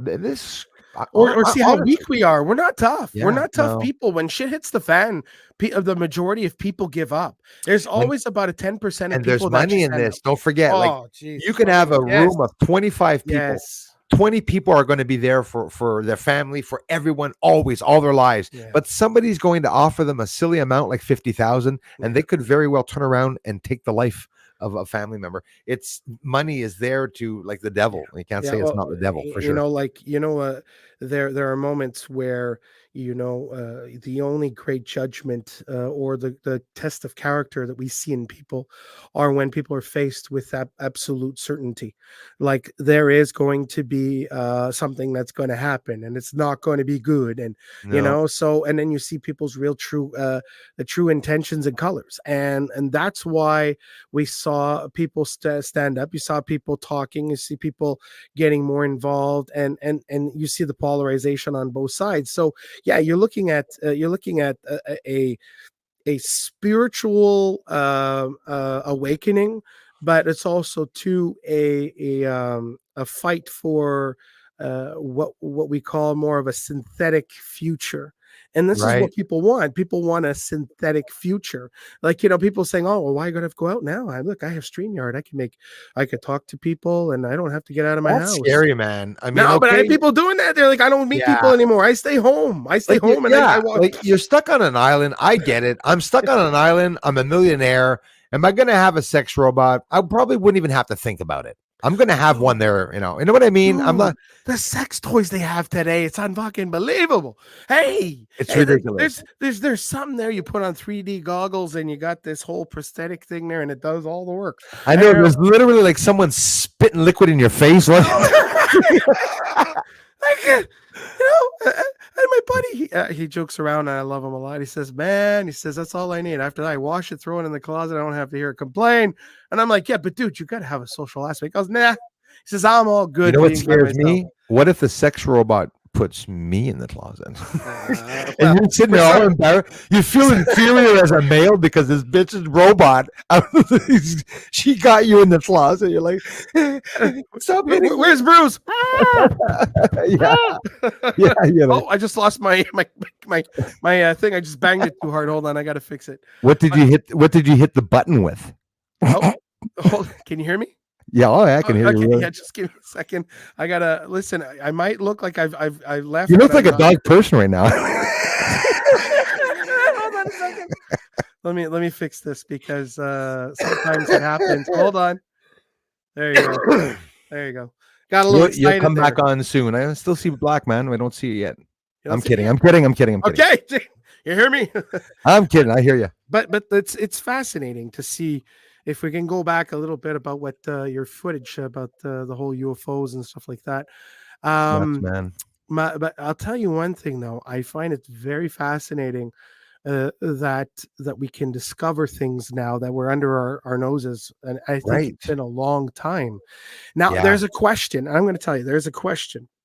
Will technology be advanced enough in the short term that will be able to turn it on, and all of a sudden we'll be like in that movie They Live with Roddy Piper? I'm afraid of that, man. Puts honestly, on the glasses, like, holy crap! There's like I'm legitimately afraid of that because I know that, in other words, everything that's set up right now we can't see because of frequencies, but there are things aligned. I know I'm talking like through words that not really clear, but I do believe that there is something aligned on us. There is that, man, I mentioned it before, the friggin' computer human brain interface. Yeah. Motherboard. That is bullshit. You know, they're going to know what everyone thinks. They don't want to know where we are. They want to know what the hell we are, how we are, what we are inside, what we're doing, what we like doing, what we hate doing. But that's weird. They're sizing us up to get rid of us. Well, but I don't think they're so. already doing it now. Yeah. Bruce, they're already doing it now. Everything you do, there's algorithms. Everything you research, everything you watch on YouTube. But do they keep, Jeff? I got this thing going in my head right now. Imagine that they keep the people, all the people like you and me that aren't going to comply or give in. That there's no problem with us ever. We just always keep going on. But you see the world around us, like in a movie, all falling and falling. Neighbors. I've been seeing it all down the street. Side effects, bye funerals and stuff all around me. Friends, families. It's bad. But how come some people don't see that? It's freaking possible, man. It's impossible. I'm going to share you a story. When I was a kid at my cousin's house, his stepfather had when him and his he was living with his stepfather and his mother, and they had a beautiful painting, and this painting, as a little young kid, like 8-9 years old, I'm looking at it and I'm contemplating, because it made me think over the years. There's two roads, and there's a road that's leading into a canyon where it's nothing but fire. Okay. Right. And there's another smaller road, and it's going, and then you could see that the road's like across, and it goes over the canyon and over into the Garden of Eden, well, the city of Zion, okay, which is Right. heaven. But there are very few people taking that path. And on the other path, thousands of people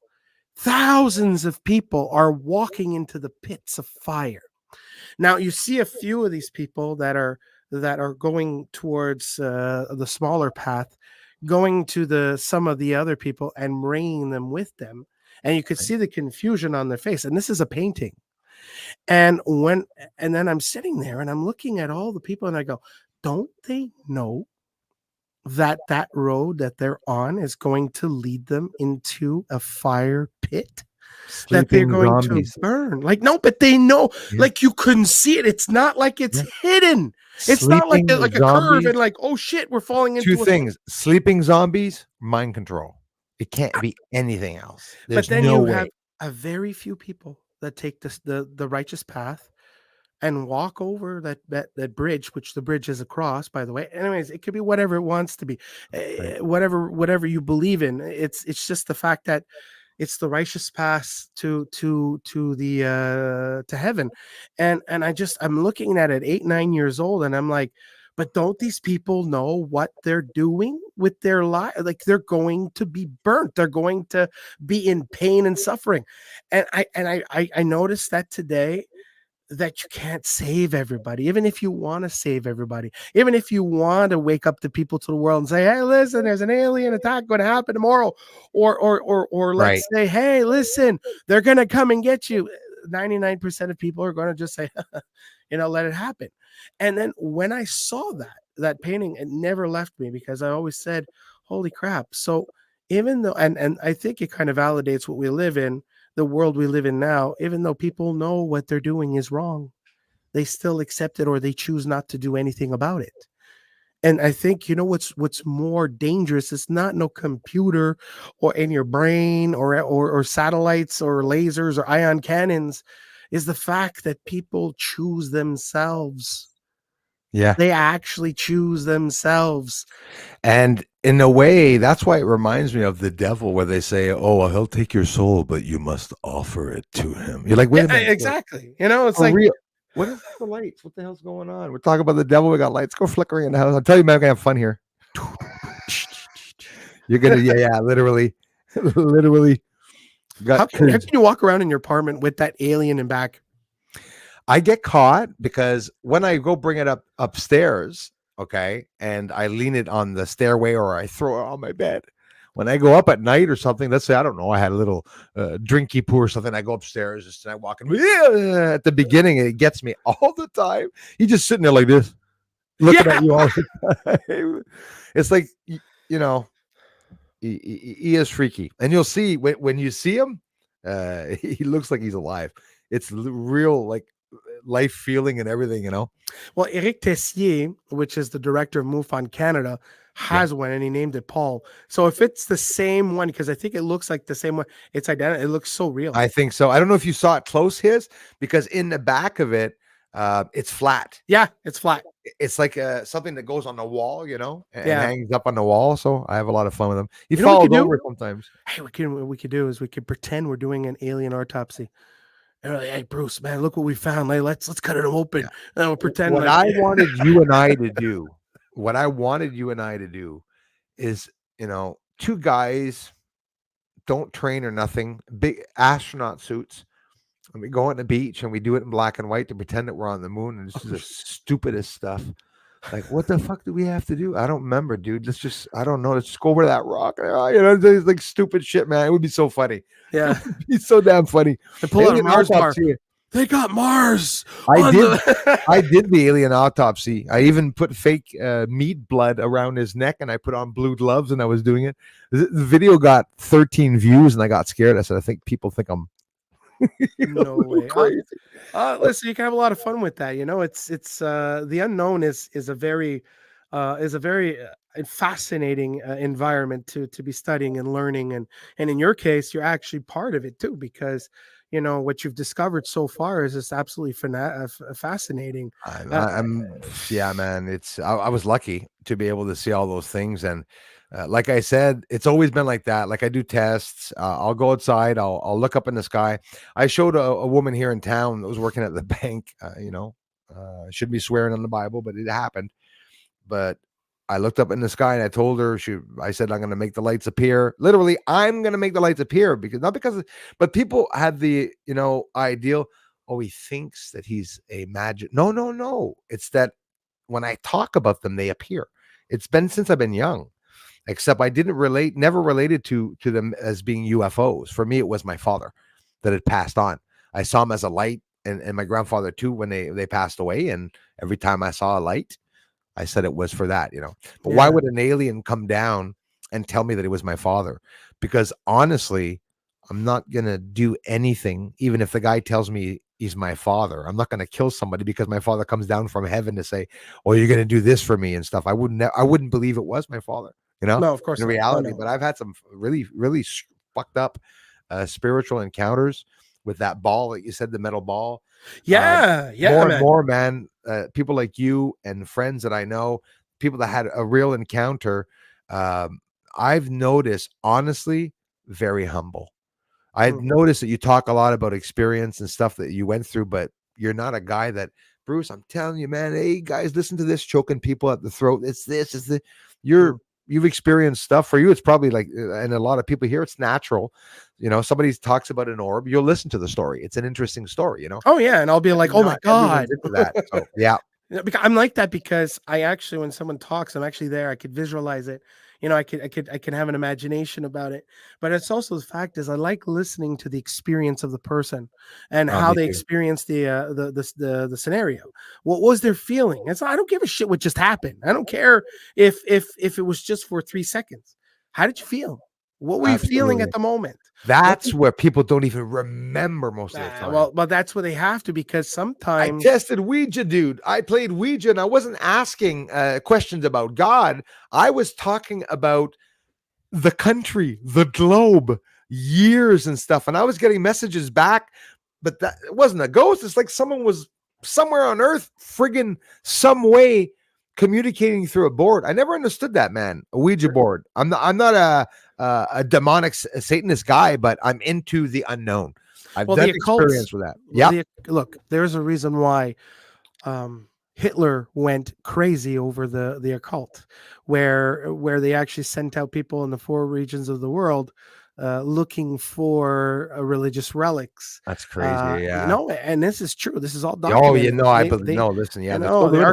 Indiana Jones, listen, it's true. They were looking for the Ark of the Covenant. They were looking for all types of stuff, because the occult, in some way, if we go to the biblical aspect of it, it's laced with the occult, man. I mean, it's not because it's a voodoo or anything. Listen, there were a lot of miracles. There were a lot of things that happened. There's a lot of things that either was divine intervention, or was it also a manifestation of the spirit. Le Frère André and all that. I mean, I went from school, that where is it? The cathedral or some church in Montreal? St. Joseph Auditory. Yeah, sorry. They have all these wheelchairs and shit on the walls, man. Is that true? Like, I mean, think of it. I mean, I haven't been there in a while, but yeah, but when you think of it, don't know. But I mean, it's just that for me, when I saw that, sure, somebody could have manipulated it, but it's also cool to know that maybe miracles did happen. Oh, they did. They did. I mean, listen, I believe it. Look, miracles happen on a daily basis and we don't even know about it. It could be from saying the right words to somebody, to a stranger, and then that person takes that in and changes their life completely, and you don't even know about it. And there are moments where you tell somebody, or you're just there with somebody, and you become a miracle itself. Miracles happen on a daily basis, and people don't realize that. But what makes a really good miracle is how you can understand the situation, learn from it, and be able to manifest it again. And now, obviously, it changes your life. Often someone who experiences a miracle can change them completely. Okay, look, there's a show that came out not long ago called The Chosen. Okay, it's a show that's just came out about Jesus and his 12 disciples, and it's a modern movie show. Yeah, The Chosen. Rings a bell. And I saw an episode. I broke down crying, and I'm like, "What the hell?" Broke down crying. That's because they go and touch right in the heart of some things. It's Jesus goes to this area where there's like a what do you call it? It's not a well. desert. No, no, it's like a fountain. There you go, a fountain. All right. And right. there's a cripple there. He's kind of paraplegic, can't move, and he's trying. He's been there for years, and he's been trying. So Jesus approaches him and says, "Do you want to be healed?" And there was a moment where there was actually a pause in the show where he says, "I'm asking you, do you want to be healed?" And all of a sudden, without conviction, I started crying and I said, "Yes." I just said that. I don't know why I said I said yes. He felt the message for you, like someone was asking you something. Yeah. Yeah, and I think it was the Holy Spirit was going through me because I'm like, yes, I want to be healed. I want to be healed from this garbage that I'm living. I want to be healed from the fear in which I'm living in. I'm tired of being lied to. I'm tired of living in the world of shadows. Well, that's a beautiful thing. You're making the Matrix for you. Matrix is a tool that you are in, that you can roam through, and you can use a path. I believe it. Oh, and listen, I mean, look, it's like Neil who wakes up and says, "Oh, my eyes hurt." And he says, "Yeah, it's because you're using them for the first time." When you have an epiphany or when you see the truth, it hurts. It always hurts, and then you must heal. But if you don't heal, It's true. If you don't heal, Bruce. Well, you're right though, man. Because when I woke up, it wasn't something nice. I was happy. Yeah. But I was happy to realize that there's a great deception that's going on, and a lot of deaths, a lot of killing and stuff, and people don't realize it. It's right in our faces. Yeah. And our own neighbors, not all of us, but most of us, will be ridiculed by them. Remember the government started saying, "Hey, if your neighbors are partying, guys, bad people, mask up, call in your neighbors, guys." That is where I realized the human race is sad. It's very sad that we're at that point. I get it. We've been here for thousands of years. Probably so much shit went on that people gave up a long time ago. But if we're still here, it's because somewhere along the line, some people are still holding on to the belief that there's good in life and that people can change and people can get ahead. I believe in that friggin' positive and negative energy. There's going to be a lot of good, but I went to high school, and there was a book, and my teacher made us read it and had to read it and talk about it. Was it Chrysalids? No. George Orwell, Animal Farm. Lucky you. Can you imagine your teacher giving you that? They gave us today. Forget about it. But but as you can see, it got a little destroyed there. But this book showed the duality of men, and then I bought this thing. And Jesus, you have no idea. When I say I want to see the truth, I want to see what's going on, and we're seeing it, and it is here, and that ideology is here, and that's where people think that the actions in which they do is for the greater good, but in reality, for the greater good suffers all. Okay, it's like those. It's like, and I'm going to go really deep into something because I think people really need to hear this. But during the concentration camps in World War II, okay, there were Jewish police that were favored, and they were working with the Nazis, and they were there at the camps and stuff. They were getting special treatments just to find themselves at the end being gassed or shot.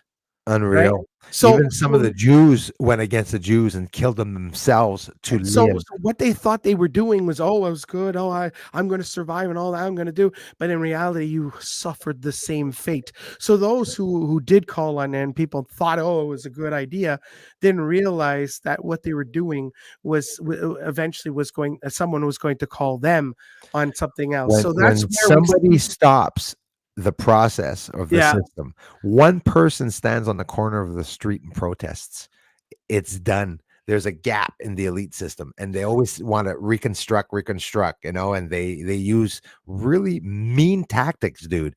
I mean, it's like cutthroat tactics, like close bank accounts in Canada, arrest people, pepper spray them, pepper ball them. I'm getting sick of that, boy. I tell you, I'm going to stand up if it doesn't stop. Well, listen, I mean, look, we've the world has awakened. There's an awakening, and they know. And when I say they, we're not talking about. Listen, we all know who they are. Okay, those who try to control everything. Well, actually, if people don't realize that if you take look, okay, I'm going to tell you a little story. Okay, I went to McDonald's during the famous 3-year narrative, Right. and then there's a pamphlet in my Big Mac. Okay, saying go get okay, and No. yeah, Okay. and it says the government of Canada. It's a governmental paper, but it's written in the bag. It says, why don't you just go get? And I'm like, what the fuck is this? You know what I want to do? I wouldn't do it. Hold on. Go ahead. Wait until you find out. This is where like Going through the drive-through window is what I was going to say, right in your teeth. So I'm like, why is McDonald's telling me to go boop, boop, boop? Okay. Then I said, okay, I'm going to be smart. Who owns McDonald's? Et voila. So then Have yourself some fries or burgers today. Bro, and look at this. And I'm looking at that. And then after that, I'm like, okay, so let's take this company and let's see what else it ordered. Oh my God, Pfizer's part of it too. So if you're looking at that, you're like, oh my God. So Pfizer, McDonald's, all owned by Vanguard and BlackRock.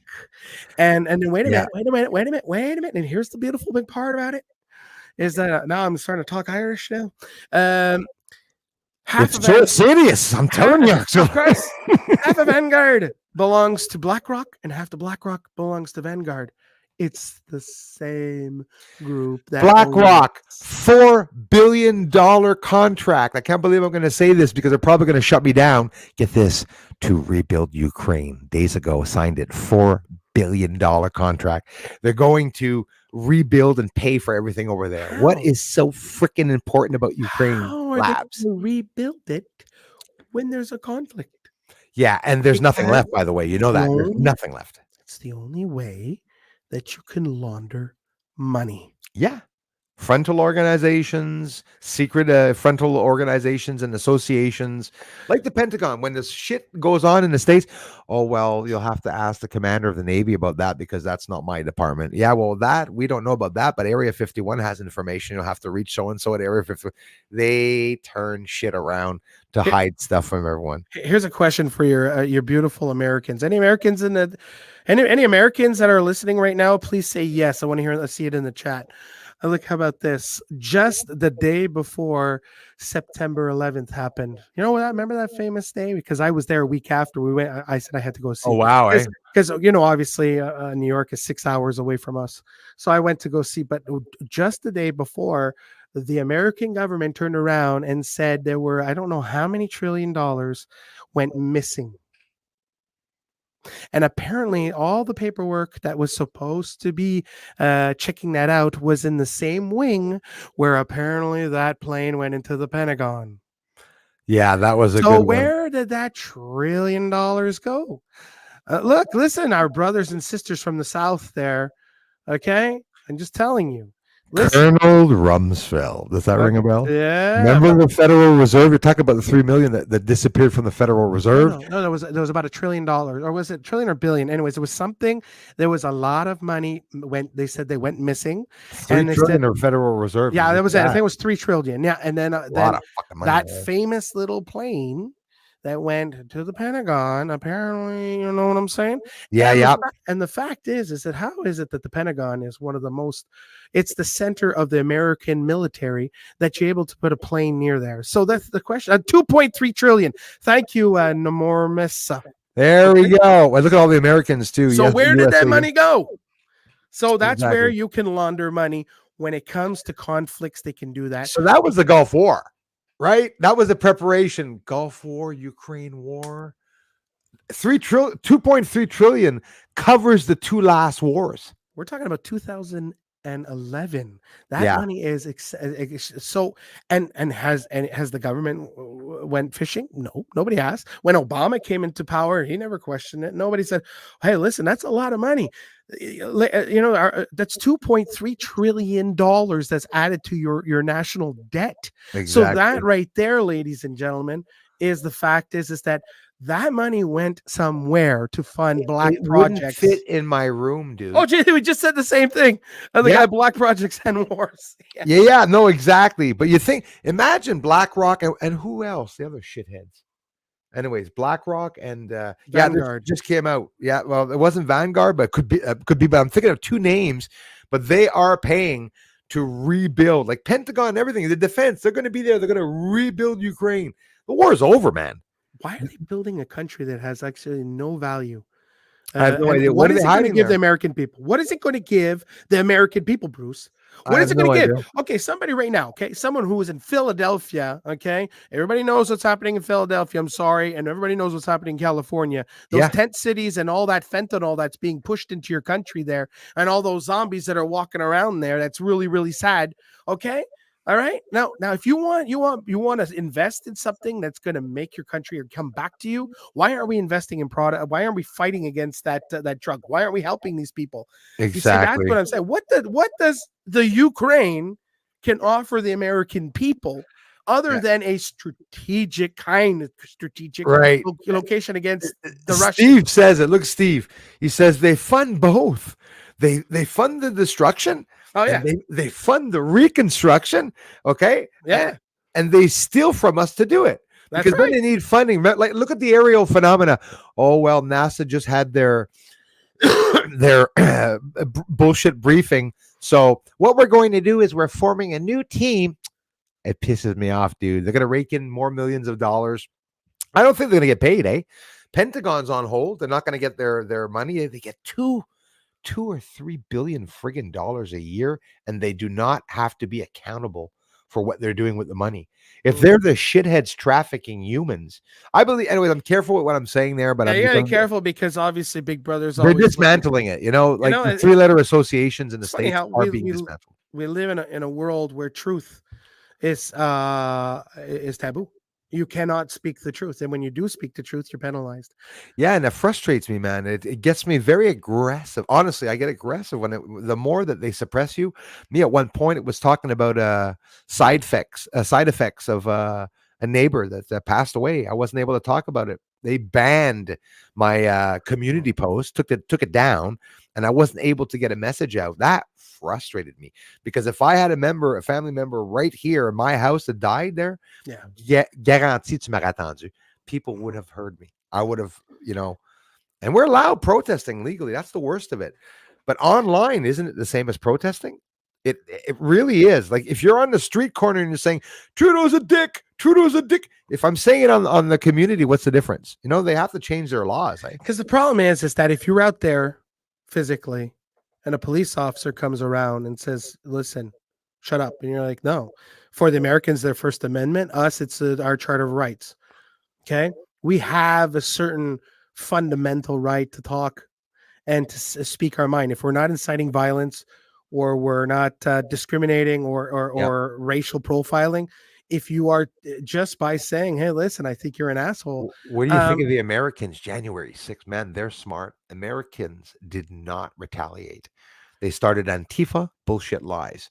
Black Lives Matter, which at the beginning, remember I posted it myself, day one, Black Lives Matter, because the white people were saying, well, of course, Black Lives Matter.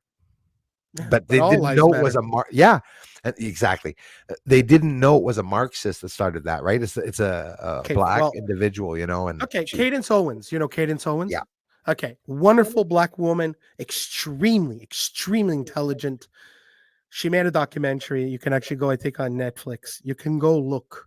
Okay. And you can see where all the money went. Yeah. Did not go to any black community, no reinforcement programs, nothing. $1 million to her brother. What? They didn't even help pay George Floyd's bills. Okay. No, so where did the money go? So if you really say that black lives really matter, well, then why aren't you funding something to help them? Why aren't you giving the tools necessary for these communities to give it to the community leaders? Because community leaders have a job. You're not there to say, hey, we're a victim. Shut up. Get your shit squared out. Talk about it and let's grow together. but none of that resources was used because listen, a lot of these places have poor and they don't have the tools necessary to actually have a living standard. And I'm not talking about a socialist environment. I'm talking about getting the tools necessary, okay? Whether it's specialists or if it's type of rebuilding businesses, getting people to work, getting people to go to school, getting kids out of gangs, getting drugs off the street, stuff like that can help the community, man. It can help the community. We have an amazing question from another amazing member of the channel. Thanks, you guys, for being a member. Who is Bruce talking with? I missed the intro. I'll do even better than that real quickly. I'm sharing the screen right here. So this is what you're going to look for, Jeff Benoit Live. It's the exact name that you hear, but this is what you're looking for. Can you see it, Jeff? Yeah, I can see it. Yeah. So I just want to mention though that's the French page, but I am making an English one. It's in the making. So follow that, and you'll see that later on there'll be an English. So exactly. So like Jeff Benoit Live, like I said, listen to what he's talking, guys. It's amazing shows with Jeff, and we're gonna do a lot more. I hope, Jeff, that you don't mind. We'll do lots more. No, it'd be great. Anything from here, you want to use, when you're talking here, obviously. Take it over if you want to repost it also. That's another, no problem with that. But that's Jeff Benoit's channel. But like I said, in French there, but he's perfectly bilingual, and he will be doing some of the English videos also. So very important that you guys check them out there too. I want to get into the paranormal because I love the paranormal. But I listen, either if you like it or you don't. I like Joe Rogan's aspect on podcasts. I like the fact that he can talk about any type of situation, and that eventually is my page is going to be exactly the same thing. We'll talk about paranormal. Ooh, well, that's why we get along, I think, because honestly, that's how I work. You know what? The researchers, there's not 10,000 ways of doing the research. Yeah, the way Joe Rogan does it, straight up. What is this? What the hell is that? I like knowing what Joe Rogan really thinks of instead of just saying, as you see here, this is the alien body. As we. Not always trying to sound smart. It's fun to see a researcher say, "What the hell is that?" Yeah, it is. And what do you feel about it? And you see that nobody talks about feelings anymore. Nobody, this is what happened and the case closed, and we don't talk about it. No, let's talk about how it is. There are a lot of people right now that I started because I was doing interviews of a French collection of authors that created books on about their experiences. Okay, with they're called experiencers. Right. So talking about them, but then I kept on asking them questions on, well, how did you feel?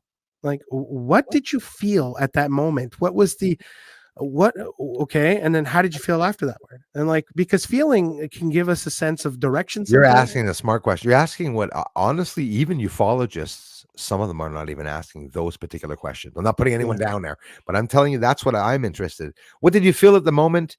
How high was it? How big was it? But there's other characteristics that are more important, like the ones you just mentioned, I find. So and that's it. We gotta explore that. And the thing is that everybody wants to talk about it, but the problem is that if everybody's talking the same lingo, same tone, same thing, it kind of gets diluted, and then it's repeated. It's repeated. Oh, it's windy out. It's windy. Spread the word. It's windy out. It's windy. They said it's not going to stop raining. It's windy and it's not going to stop raining. People repeat. I hate the trends. I honestly hate it. Somebody buys a red Corvette. The neighbor's going to have a red Corvette, but he's going to have a wheel on the back of his, or he's going to have a tarp on it. He just wants to add something extra. We don't have any ideas. Then he sees a neighbor. He goes, holy shit, he bought himself a bike. That's a good idea. It's like we don't have our own ideas, but we don't have to look, man. All the ideas are online. Everything that's ever happened, every scenario that ever happens on YouTube, you could type in on YouTube, my mother falling downstairs and dies is probably 100,000 videos. Or oh no, of course, man. But then, but I'm sorry, Pamela. Pamela lost some really some friends or family. I'm sorry about that, hearing about that. I've been hearing about it a lot. We have a hard time talking about it. I lost 3 people in the last 2 days. It's horrible. Oh, well, my condolences and thoughts and prayers go with you, Pamela. I'm very, very sorry for your loss. Absolutely. I have a lot of respect for the people that come here. A lot of people have opened up. It's not easy to open up online either. And it's not always pleasant to go to a stream. We're not always not everyone right now is smiling. Some people are having problems with their children. Some people are this chickadee, she had Not too much to talk about it, but her son took an antibiotic, Cipro, Okay. and developed really a problem with brain damage. Wow. Yeah, and she was asking people, for solutions and stuff. But throughout the year, I've heard a lot of people that were having a lot of problems and everything, and it sucks. It really does. I feel for them. I feel for everyone. Sometimes when it rains, it pours, eh? And sometimes it's not fun, but you can't give up hope. Hope is the essence of life. If you don't have hope, you don't have that drive to get up, nothing else matters. So the fact is that Exactly. you grow with people like us. But this is another thing too, that a lot of Americans or those around the world, they don't realize, but in Canada, a lot of people realize that, like, oh, Canada, well, you must have a good country. Nothing bad comes from Canada. Oh, shit. Well, I'm going to be honest with you. They're pushing laws on controlling censorship on information, on everything. And it's funny because during the 3-year narrative, okay, we're going to talk about C18. They just did another one, C18, and exactly. Yeah, but listen, but the media, you see, what happens is the media says, "Oh, we can't talk bad about the government because they're funding us, right?" Because most of it's a lot of like Trudeau playing CBC. CBC won't put Trudeau down. He's paying them. He's sending donations over to the friggin' CBC media station. Yeah, it's exactly. Ridiculous. And the thing is that now that we realize that their federal government is losing a lot of popularity, then all of a sudden it's weird. Now they want to pass a law saying that, oh, now you can't share content from media on the internet, and the government's making it feel like it's Meta or Facebook and YouTube the problem, but it is actually our government. But that's a form of actually controlling the media now, because now they know that they're losing their popularity, and then bang, so now they can control the narrative. And you see, this is what we realize, is that freedom of expression is extremely important. That's why you Americans, especially I'm talking to Americans, you haven't realized that document that was created by the forefathers of your nation is the most beautiful written document other than the Bible, because it never gives absolute power. And the First Amendment, mesdames et messieurs, ladies and gentlemen, First, second, they're taking everything down. Yeah, but the first is the freedom of expression, and that is the most key, because if you cannot express yourself, if you cannot share your information, therefore you are powerless. And if you take out, you're a slave. Straight up, you are enslaved. Yeah. So that's why we have to understand that those fundamentals are extremely important. And that's why here in Canada we're getting beaten by this socialist communist ideology, and it's really hurting us, and it's really hurting because there's a lot of people out there that want to give out good content, but they can't now because there's so many restrictions. And as soon as you say a certain little word, kapow, you get censored, you get blocked, and then you lose everything. And this is where I know some people who moved to the States who are in certain states now, like Florida, for an example. Poof. Okay. Now they can talk what they want to say and everything like that, because of the fact that they're protected by the First Amendment. But if you're from Canada, holy crap, you got to be careful. And that's why you have to be very careful what you say and how you say it. Yes. And it's like in anything, if you have some information that people that it can be dangerous, because the truth is dangerous, then you follow problems. But that's because they want to control the internet. That's why the internet has to stay free. It has to stay. Yeah, man. I'm positive that things are going to go well. Right now, the elites are throwing shit at us because they're not going to be able to win. Well, they're going to crash and burn a bunch of places and whatnot. They're trying to. You see how they're attacking our economy? They're making people, they're in the schools. Me, bro, it's a good thing my child's not in school anymore, because I'd be in jail. I guarantee you I would be in jail. Hearing the teachers in Ontario and stuff with the big plastic breasts, dude, there's no other way of explaining it. Literally just big plastic breasts. The guy goes, are you talking about the shop? Yeah, the wood shop Ontario teacher. I was about to go get a frame. I want to go get a frame, and I want to put that in my kitchen. Did you see David Menzies from Rebel News? Yes. That went to the city council dressed up like that. Yeah, he went there and he walked in. Yeah, walked in. The same thing with the lipstick and the hair and everything. That was original. Some people. Yes, Jules, that the Constitution. Well, listen, I just want to, just for clarification, because Darla says Jeff's a politician. I used to be. I ran in three elections. Yeah, One absolutely. provincial and 2 federal. I ran as a candidate. Obviously, I didn't get elected, but however, I was still part of a party, and that's why I am very keen on political issues too, as well, is because people are being misled by a narrative of believing that the only way is the old way and then we should stick with it. But this is where I'm telling you that people don't vote for their convictions. They always vote, oh, I'll have to vote for them because they're going to win. And this is what's been, especially in Canada. So when I got involved in politics, I learned so many things, and I realized that I got out of politics and I went into this podcasting and doing lives and stuff like that. I was able to get a better reach and a better connection with people of all types of political spectrums. And I'll tell you one thing, Bruce, it's very, very rewarding. So just for clarifying. So. Yeah, man. Absolutely. You know what I'm saying? No, I'm saying. You know, but this is fun. I like having a good fluid conversation with you, Bruce. I find that I love it, man. We can talk about like fucking anything. You know, anything, dude. And you're a smart guy. And we have the same interests, and not just that. Since everything that you've touched on in your research, you still remember. So every time I say something or something like that, you have feedback on it. If we talk about Epstein, it's endless. We all know. If you talk about anything, you know, I mean, Alex Jones said it years ago about what was happening. Right. You know, like it's not like we didn't know what was going on. Like, come on. No, you know, we all know. Absolutely. It's, you know, it's shit that has come out way before. Well, listen, I don't want to stay on too long. I want to go outside, man. I'm hoping I'm going to be able to get the moon tonight. But we for next weekend or something. So go ahead, man. Okay, well, how about we do? This is your show, so I'm going to let you agree to it or not, and I respect your decision. I was thinking, why doesn't somebody say one last topic that we could talk about? They say it, you choose it, Bruce, and we'll talk about it, and then we'll say good night. Let's do it, man. All right, good. I'll be right back. Choose a comment. Can you see the comments? Yeah, I see them right here. Sure. 5 seconds. I just want to close the window. All right, cool. Well, hi everyone. Welcome to the Jeff Bruce Show. Oh, he's still there. Forgive me, I'm getting over a pneumonia here.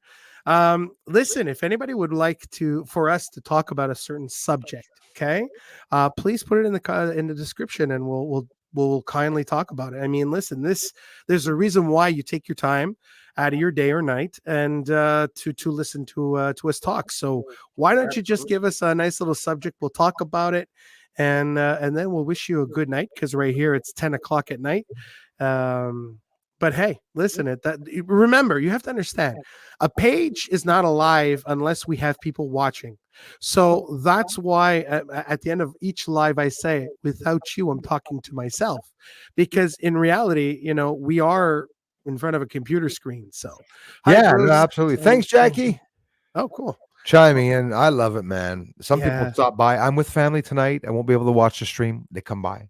Yeah, giving my thumbs up and stuff. I love it, man. The energy here is amazing. So all right. So anybody have a topic? One last topic you want us to talk about? There's one. Trudeau must go now. Man, I had some good. I put up some. I did a face swapping. Okay. Oh. With Fidel Castro. Okay. And the other one, just Justin.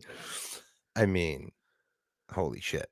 You know, the similar features that they have, because there's a lot of do you know that Canada actually issued a warning that they denied having been a son batal there of Fidel Castro? What were you gonna say, man? What's this? I'll try to do my Justin Trudeau impression. Oh, good. This would be good. Hi, everyone. Really though, no, you got it. You know what's missing? Don't you dare shave the sides of your mustache, because then you're like perfect. Like that is his hair. That really is his hair. I got hair for once. Yeah. Oh, okay. You know what? What? Let's talk about what happened in Parliament. Yeah. Which one? Parliament to States? Parliament Canada? No, but us, like in Ottawa, what happened to that famous? Yes, talking about the Ukrainian Canadian who served with the SS Waffen Grenadier Unit, dude. And not just praise. There was an open clapping Two and standing ovations with Zelensky the Jew, which I didn't know he's Jewish. What the hell is going on? the other. He has Nazi swastikas on his tanks, but he's a Jew. Yeah. Okay. This is what people don't understand. What's happening over there? Remember, Europe was completely devastated and redefined during the Second World War. And Yeah. this is what I don't understand is that There's treaties were signed too, right? you man? got Like, I mean, people they're who not done. fought. You got people who fought in both wars. Okay, who fought. Okay, on both sides. Okay, wars nasty. War's a bitch. Okay. Right. Now I understand that soldiers who go out there and fight for a certain. Okay, I have that respect, but to glorify somebody who obviously it was part of Yeah, and it was pretty high. Like, it's the SS. They I were the thought worst that, Nazis, right? and especially thought that they would do their vetting. Okay, they would actually kind of figure out who this person is. Real quickly, they did that. They confirmed the information came out that mother was vetted. They vetted the guy, which is totally But then how come was it exactly? They didn't, but they did. But they confirmed they tolerated did. it? Yeah, well, that's it. So look, okay, so if we're looking at that, but you see, this is what I don't understand. They'll do that, right? They'll do that and push it under the rug. But yet certain other things, like when it's really important, they don't. And this is where I find it really sad that this whole thing, because even though now to my page, I got Facebook telling you, shut up, don't talk about Right. Yeah, they don't want what's it. happening out east. And it's funny Right. because you can't even talk about it. You can't even talk about it. And Have you this is tested the system, dude? Like, no, I don't even want to go there. But no, I tested it a bit. Oh my god, they take you down right away. You can just say fart and the word Trudeau, and you're gone. Okay, well, how about this? Okay, here's a good little statistics for people that don't know. Okay, that beautiful country that everybody hates, right? Everybody hates it. Canada, which one? Well, okay, Russia. Play a Okay, word. everybody hates Russia. Okay, Right. So we did all these things to Russia. We banned all this. We did embargoes or whatever you call it, the sanctions and stuff like that. I don't, but I pretend I do. Like, Okay. I actually blend in and follow the lingo of everyone, but in reality, So now, if we're looking at what are the most richest countries in the world, okay, now we're looking at GDP, we're looking at economic growth and stuff like that, and so with all the sanctions that have happened in the last 2 years ish, whatever, where does Russia fall on that list? Russia falls pretty high up, if not the most highest up. We're talking about control of the wheat, control of it. Where are they? They're around Number 4 or 5, just above That's scary. Germany. Oh shit! So if we're looking at that, if Germany's advanced, dude. imagine. So now, if we're looking at that, Russia, okay, its domestic growth and its economy is much more stronger than, well, not by a lot, but just enough above. Therefore, the sanctions are not working. So something's happening now. What's happening is that what's creating is an absence of new world order, right? So there's another faction being created between India, China, Russia, and other countries. Build back better. Yeah, and then what's happening now is that there is going to be a counter economic struggle. And this is where Europe is going to be a loser in all this, because when someone has all the keys, you can't say no to. And Russia has the keys to Europe. You just said it. They're what they're doing. It's a money game. Russia's. It is. Everyone's going down. The states, Russia, billions, millions, billions, billions, and then the one that gets right to the end before, just at the last gap, they went boom. That's what they do at the war. I'm not saying Russia's good. I'm not saying Russia is good. No, me either. I mean, we're looking at a economic aspect. But what's happening too is that now we're looking at what's happening in Taiwan. Now we're looking at different areas of conflict that we've already seen Yeah. that with China being involved in the China Sea and stuff like that, there's a power grab there. Okay, and there's trying to be a power struggle there too as well. Right. Well, what wins wars, ladies and gentlemen, is not bombs. It's not acts of violence, but it's diplomacy. And where the United States is supposed to be, okay, is one of the greatest leaders of the free world, is the power to attain diplomacy and not to have any other conflicts. Right. And this is where I'm seeing that if the next American election, which is happening, and regardless if you like him or not, I don't care. And I'm not saying that he's the best in the world, but I'll tell you one thing, though. When he was president, there was 4 years of peace. And now we need it, because if it doesn't, guess what's going to happen, ladies and gentlemen? We've all noticed that when things hit the fan, that's when we gets very close to some type of world conflict. Now, it You could know how be close either, New York was so close to getting dropped a friggin' bomb, dude, Yeah. so many times. It's You know- scary shit. And the you know, people but don't know that. Not everybody knows that. but And it also could be this type of conflict, and it doesn't have to be absolutely destruction. It could be famine. It could be attrition. So basically, people are going to just run out of everything. There are so many factors that are playing in key. Now, obviously, we're asking the question: is it orchestrated to be like that? Is it actually planned so that everything can hit the fan? Because I'll be honest with you, I mean, I'm very disappointed that that the American government hasn't done more to ensure more of a yeah, all those diplomatic. people, all those politicians that are today standing up saying that the COVID was bullshit. I'm sorry, but it's true. They can take it off. I don't give a shit. What's going on is the states, all those politicians that are 3 years after standing up and saying, oh, we got to take back our constitution. They're all a bunch of shitheads, assholes that literally are taking in money, or they're not talking. I mean, as a politician, they would have to speak up. There's no way of, oh, I just didn't want to stand out. Politicians should stand out. And everyone's together in that. Remember the WEF? Remember Klaus Schwab? He goes, what we did is we infiltrated the cabinet, the very young Justin Trudeau. And you're sitting there listening. Wait, what? Pause. Well, they talked about it in the House of Commons the next day. Yeah. And they asked what happened. Bro, I saw everyone stand up around Justin Trudeau there and just say, shut up, stop him, shut up. He's not allowed talking about that. What the hell are you doing? Shut up. It was almost saying like, you know, in the Wizard of Oz, he's turning the dial behind with the yellow curtain. Yeah. Stay away, stay away, stay away. Going like that. That's exactly what they're doing. They're on their knees right now. The elites are losing. Well, this is why are they indicting Trump so much? Why are they attacking so much? If he was wasn't a threat, they wouldn't attack him so much, because of the fact that if they did an election tomorrow, he would win. And if he would cut so much. He would do so much. And like I said, regardless if you like him or you don't, the fact is that you need somebody like that. You need somebody that is going to get dirty and who's not going to make you feel all nice and fuzzy inside. There's a job that has to be done. There is going to be a lot of tears that are going to come out of this. There's going to be a lot of sweat and blood. And this is the thing that people have to understand, that if you don't do what you need to do, you will be the one that will be castrated from your own doing. And this is what people don't realize.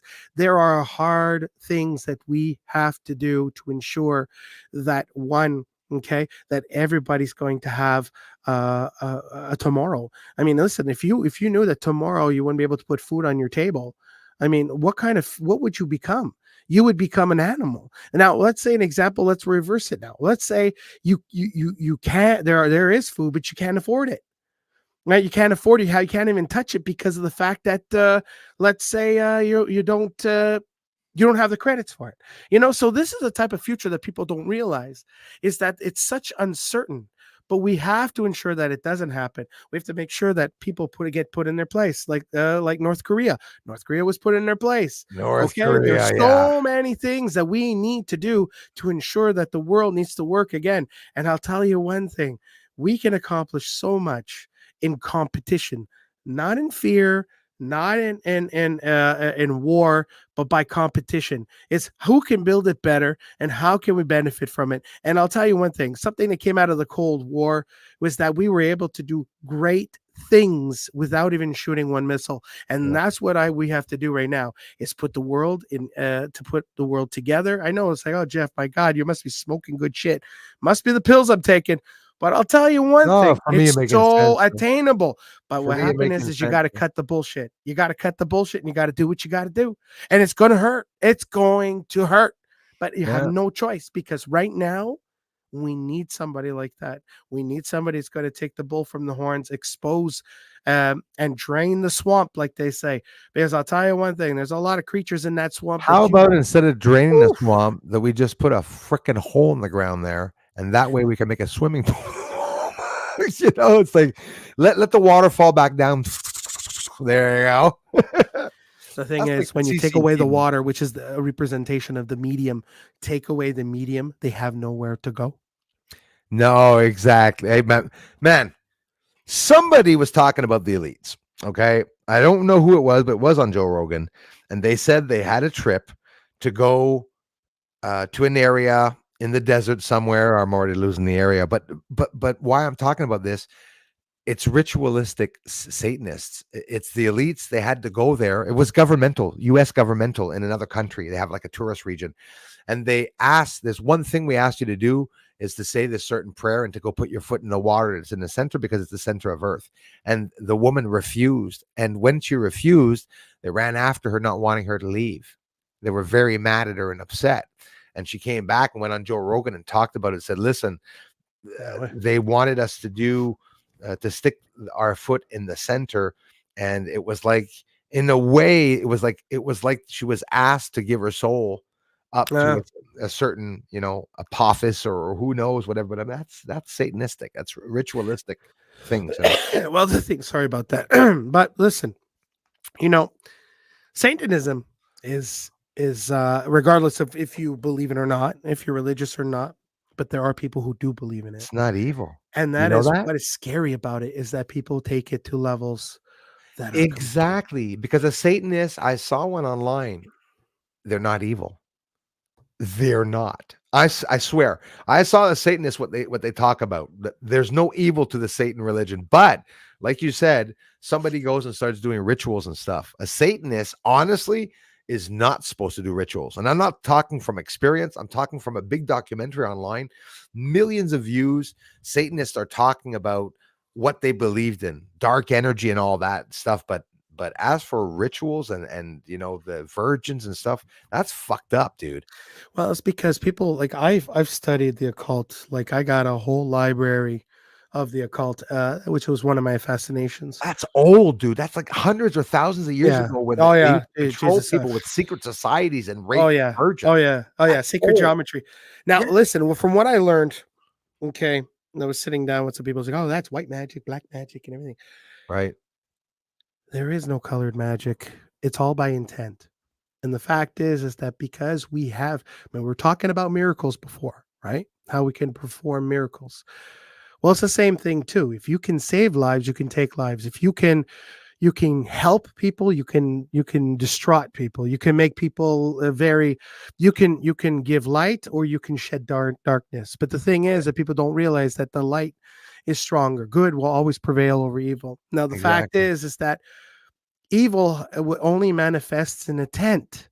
Okay, so if people want to manifest that evil, and that evil, like Star Wars, when George Lucas was creating Star Wars, when he was talking about the dark side, holy shit, he was tapping in the occult. They're opening portals. You said it. They're opening portals. In other words, very the powerful. room will be dark and negative, and the devil will be there, but it's not bringing in the negativity to the entire physical world. No, that's it. They're letting them in through their freaking bodies, though, dude. Well, that's it. And if their energy.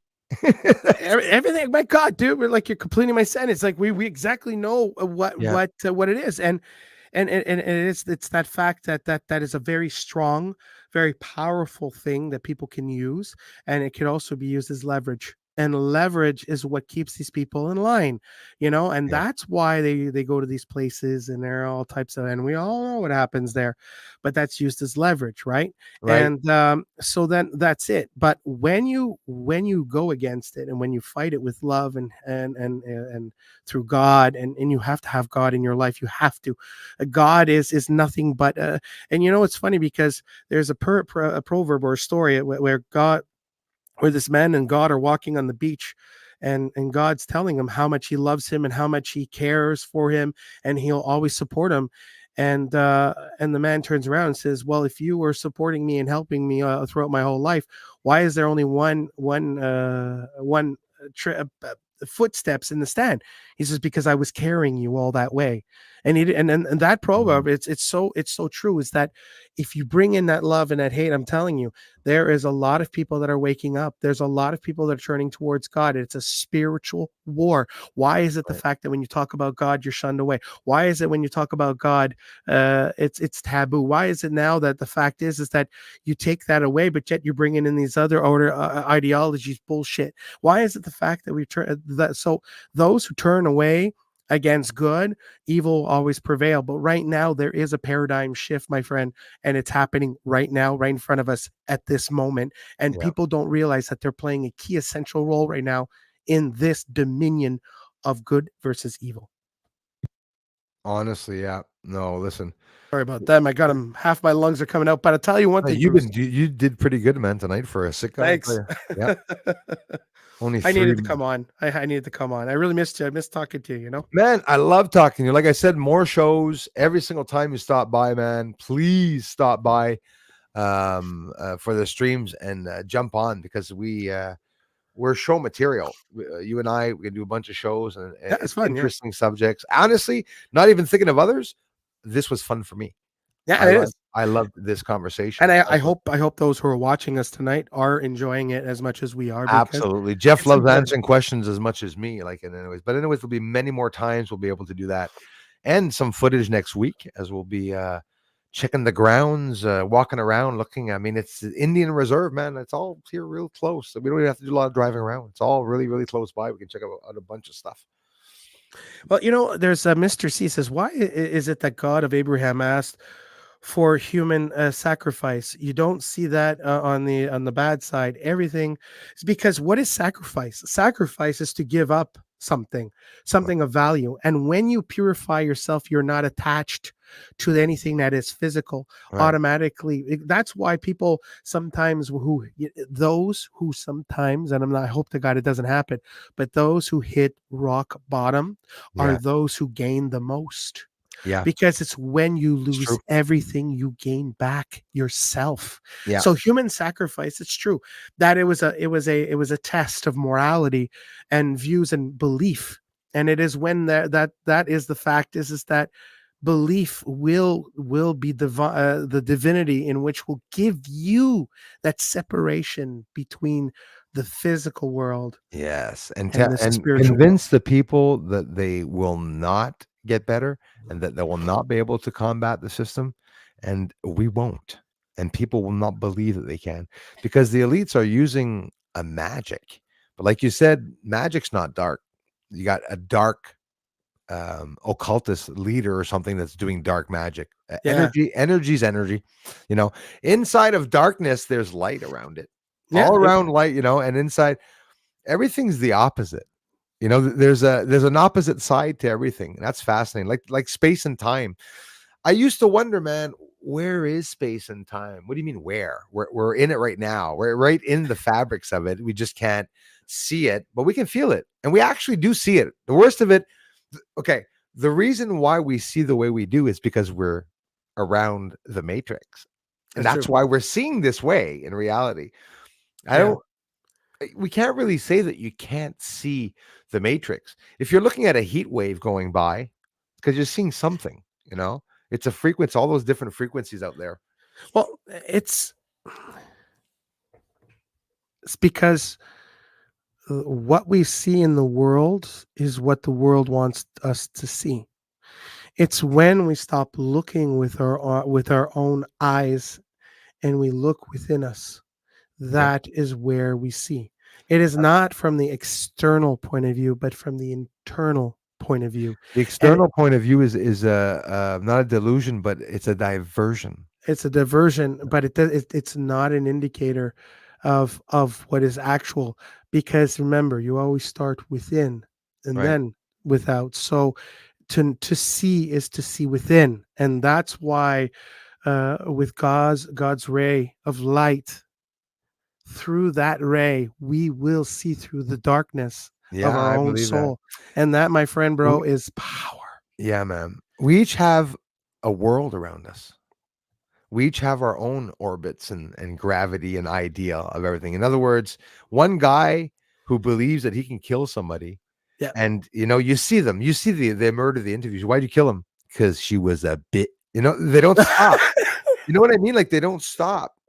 Like, after taking someone's life, seems to me you'd be a bit more calm. Maybe I did the wrong thing. No, some people in their world, they're in their own world. You know what I mean?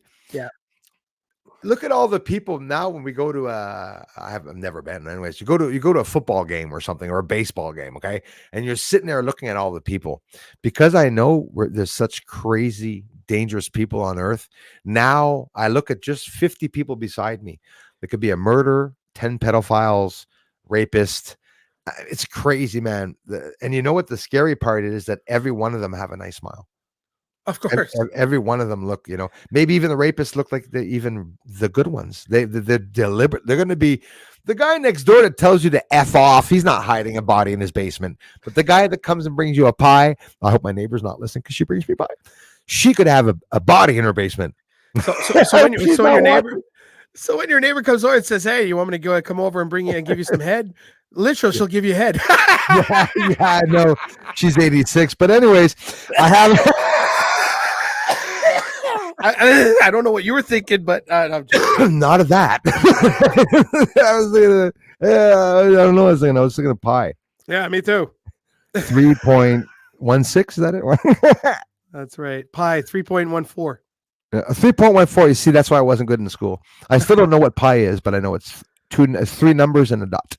Well, actually, it's actually well, they haven't really found the end to it there, but it's like 3.14 something. So it's to calculate the 3.14 is 690168256. No, I'm full of shit. I'm just kidding. 9011.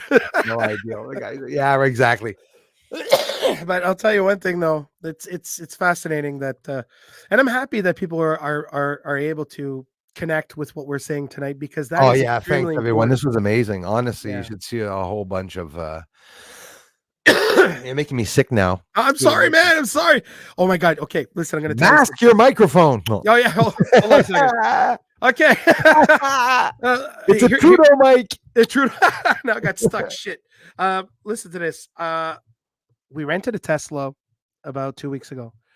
We rented a Tesla to do some tests. Okay. Did you start any fires in forest or anything? No. But yeah, no. But we did that, and I was sniffling and I was sneezing. The guy next to me, right? So I said, "I'm sorry. I think I have a cold." Right. 2 days later, I test positive for COVID. I said, "Oh shit!"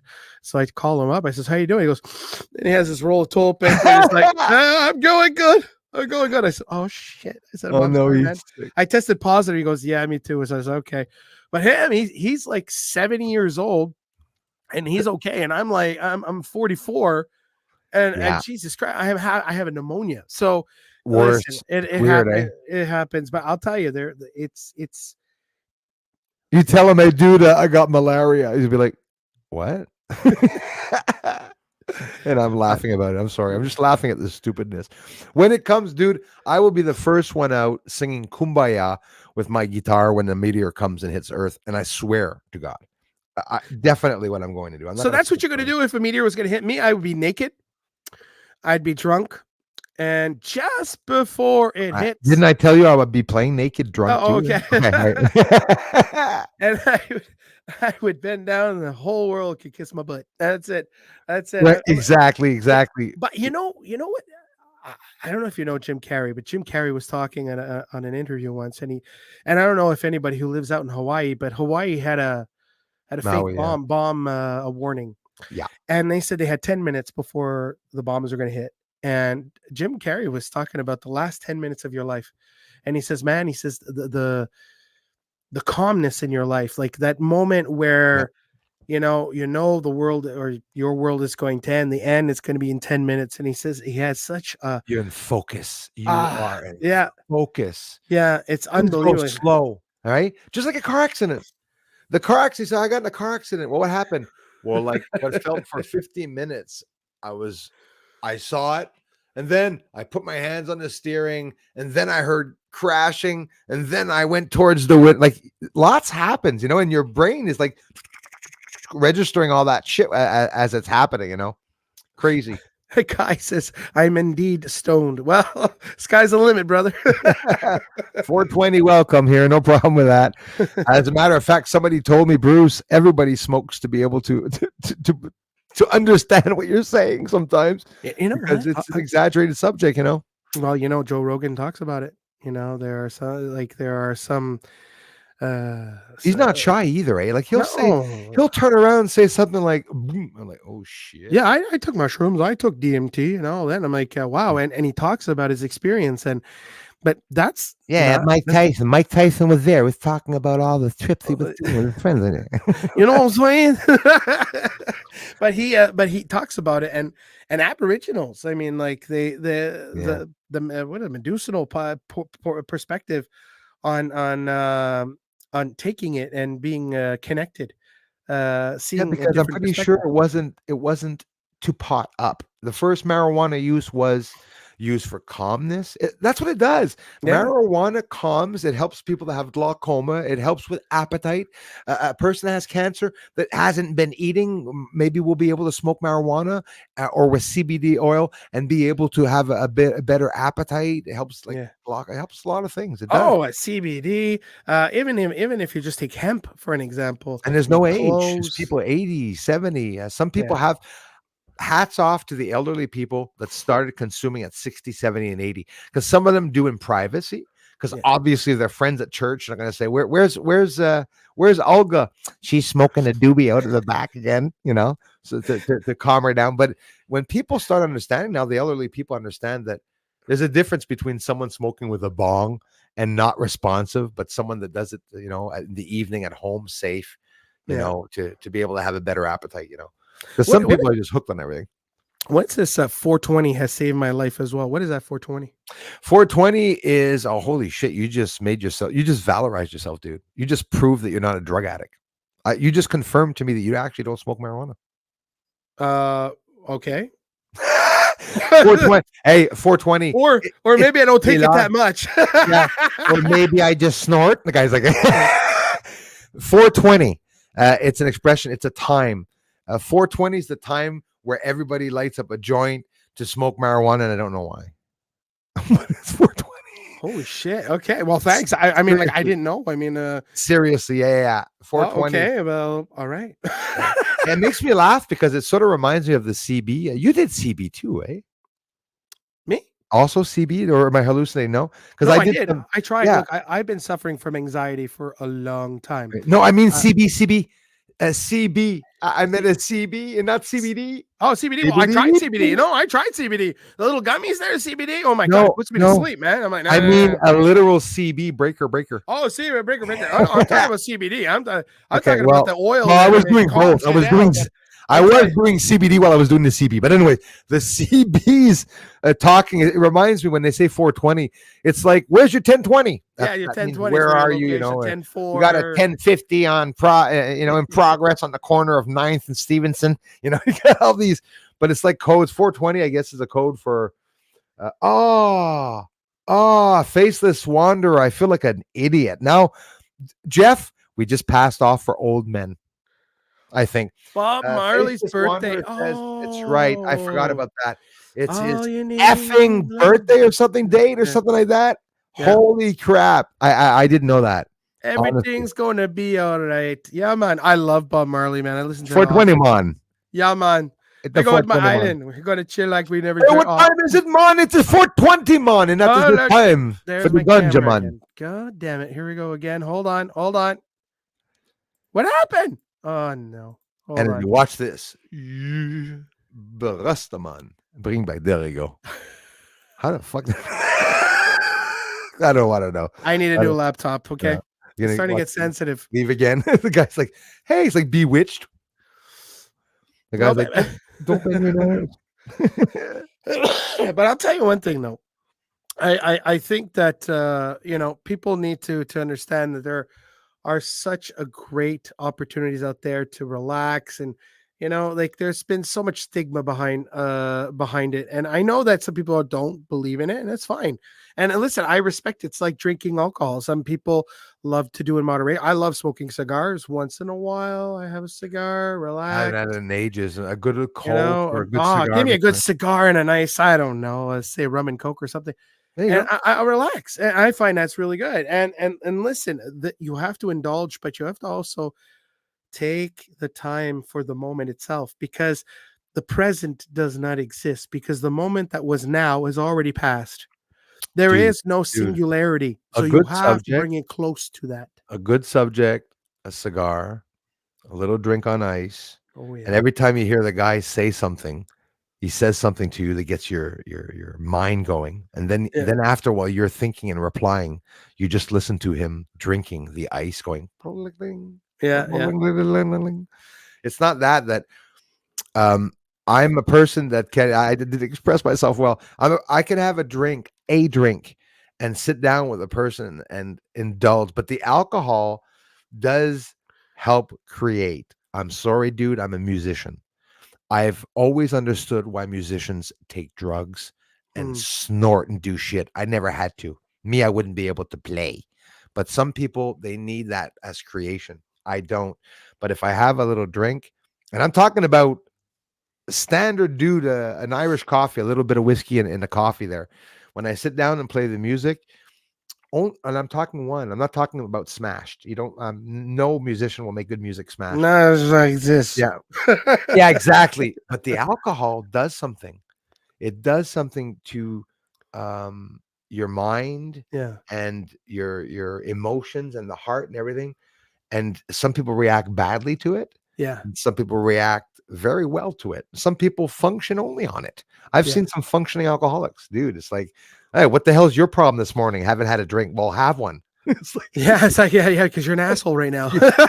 are you drunk or something? The guy's like, no, actually, I didn't drink this morning. Well, shit, go back and have a beer. You fucking look drunk. I have a buddy of mine that sometimes when he calls me, I'm like, you've been drinking. He goes, how do you know? I said, she's not shutting up. You How hell you know I was drinking? what are you talking about? What are you talking about? I'm not an alcoholic. No, but it's okay. Listen, I mean, to each his own. As long as you indulge and you enjoy yourself and you don't overdo it, man. If you're not hurting people around you, and if you just have What would they call alcoholics in space? I don't know. Like alkonauts or something? Alkonauts. I don't know. He even fucking snorted. So what do you call a pot with brownies in it? Special brownies in space? Tasty?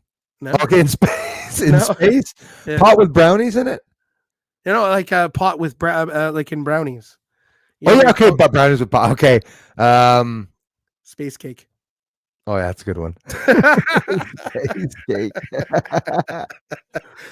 So That is that's funny. yeah. But listen, it is what it is. So listen, I mean, I think we've attained our objective. I think people now have been conditioned to be following our evil plan. Oh But, yeah, absolutely. But I'm very blessed to know that there's still a lot of people out there wherever you are, and you're still part of that movement. Keep it up, and don't ever lose faith, because there's a lot of good people, even though it's not maybe people you don't know, but it's the people that we're connected to, that we are exactly where we should be. And I'm talking to everybody who's listening to the show right now. So Absolutely. Guys, this is Jeff Benoit Live.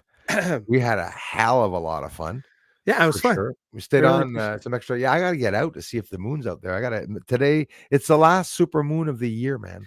Yeah, it was very bright. Yeah, I went out there. I'm like, whoa, that's pretty bright. But here's a question: when it's full moon like that, doesn't it? Yes, it's hard to film. Is that what you're gonna ask me? Yeah, you're gonna have because you need special 100%. filters. And you know what my secret is? What What's that? pisses everybody off? Bring the exposure down. Yeah, I remember. That's all I do. It's like saying, well, yeah, but what makes you want to do that? Well, what happens when you go outside and you look at the sun and you put on your freaking sunglasses? Why are you putting on the sunglasses? You can still see the sun better with the glasses, right? And it's dark. How come? And they don't understand it. It's simple. Bring the exposure down. You can see the friggin' moon really well. Oh, it's because you got the atmospheric pollution. Got you have everything. Summer weather, the heat, it's horrible. It waves and oscillates. The best time is actually unpleasantly in the winter. Yeah, I heard. Yeah, absolutely no oscillation. I'll usually get some nice shots. Floating edibles. It's funny, eh? Edibles are illegal here. Whoop, hella fun. Thanks, Jules. Hey, I love you guys. I don't drunk, says His Highness. Floating edibles. Edibles is something that people. I looked up one day. You could buy that. It's like you said it. It's like a gummy bear. It has like so much in it. You could, it could be like you could like almost kill yourself because it's so friggin' strong and be stoned for like 6 days. Marijuana store here in Quebec years ago. I walked in, well, not that long ago because it only been existed a while. I walk in the not a sack, but a drug thing and government.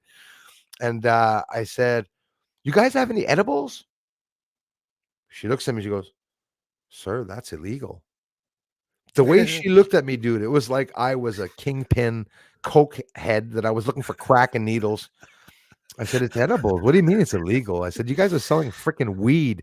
You wanted to sell me a 6-pack of CBD oil. What the fuck? What the hell are you talking about?"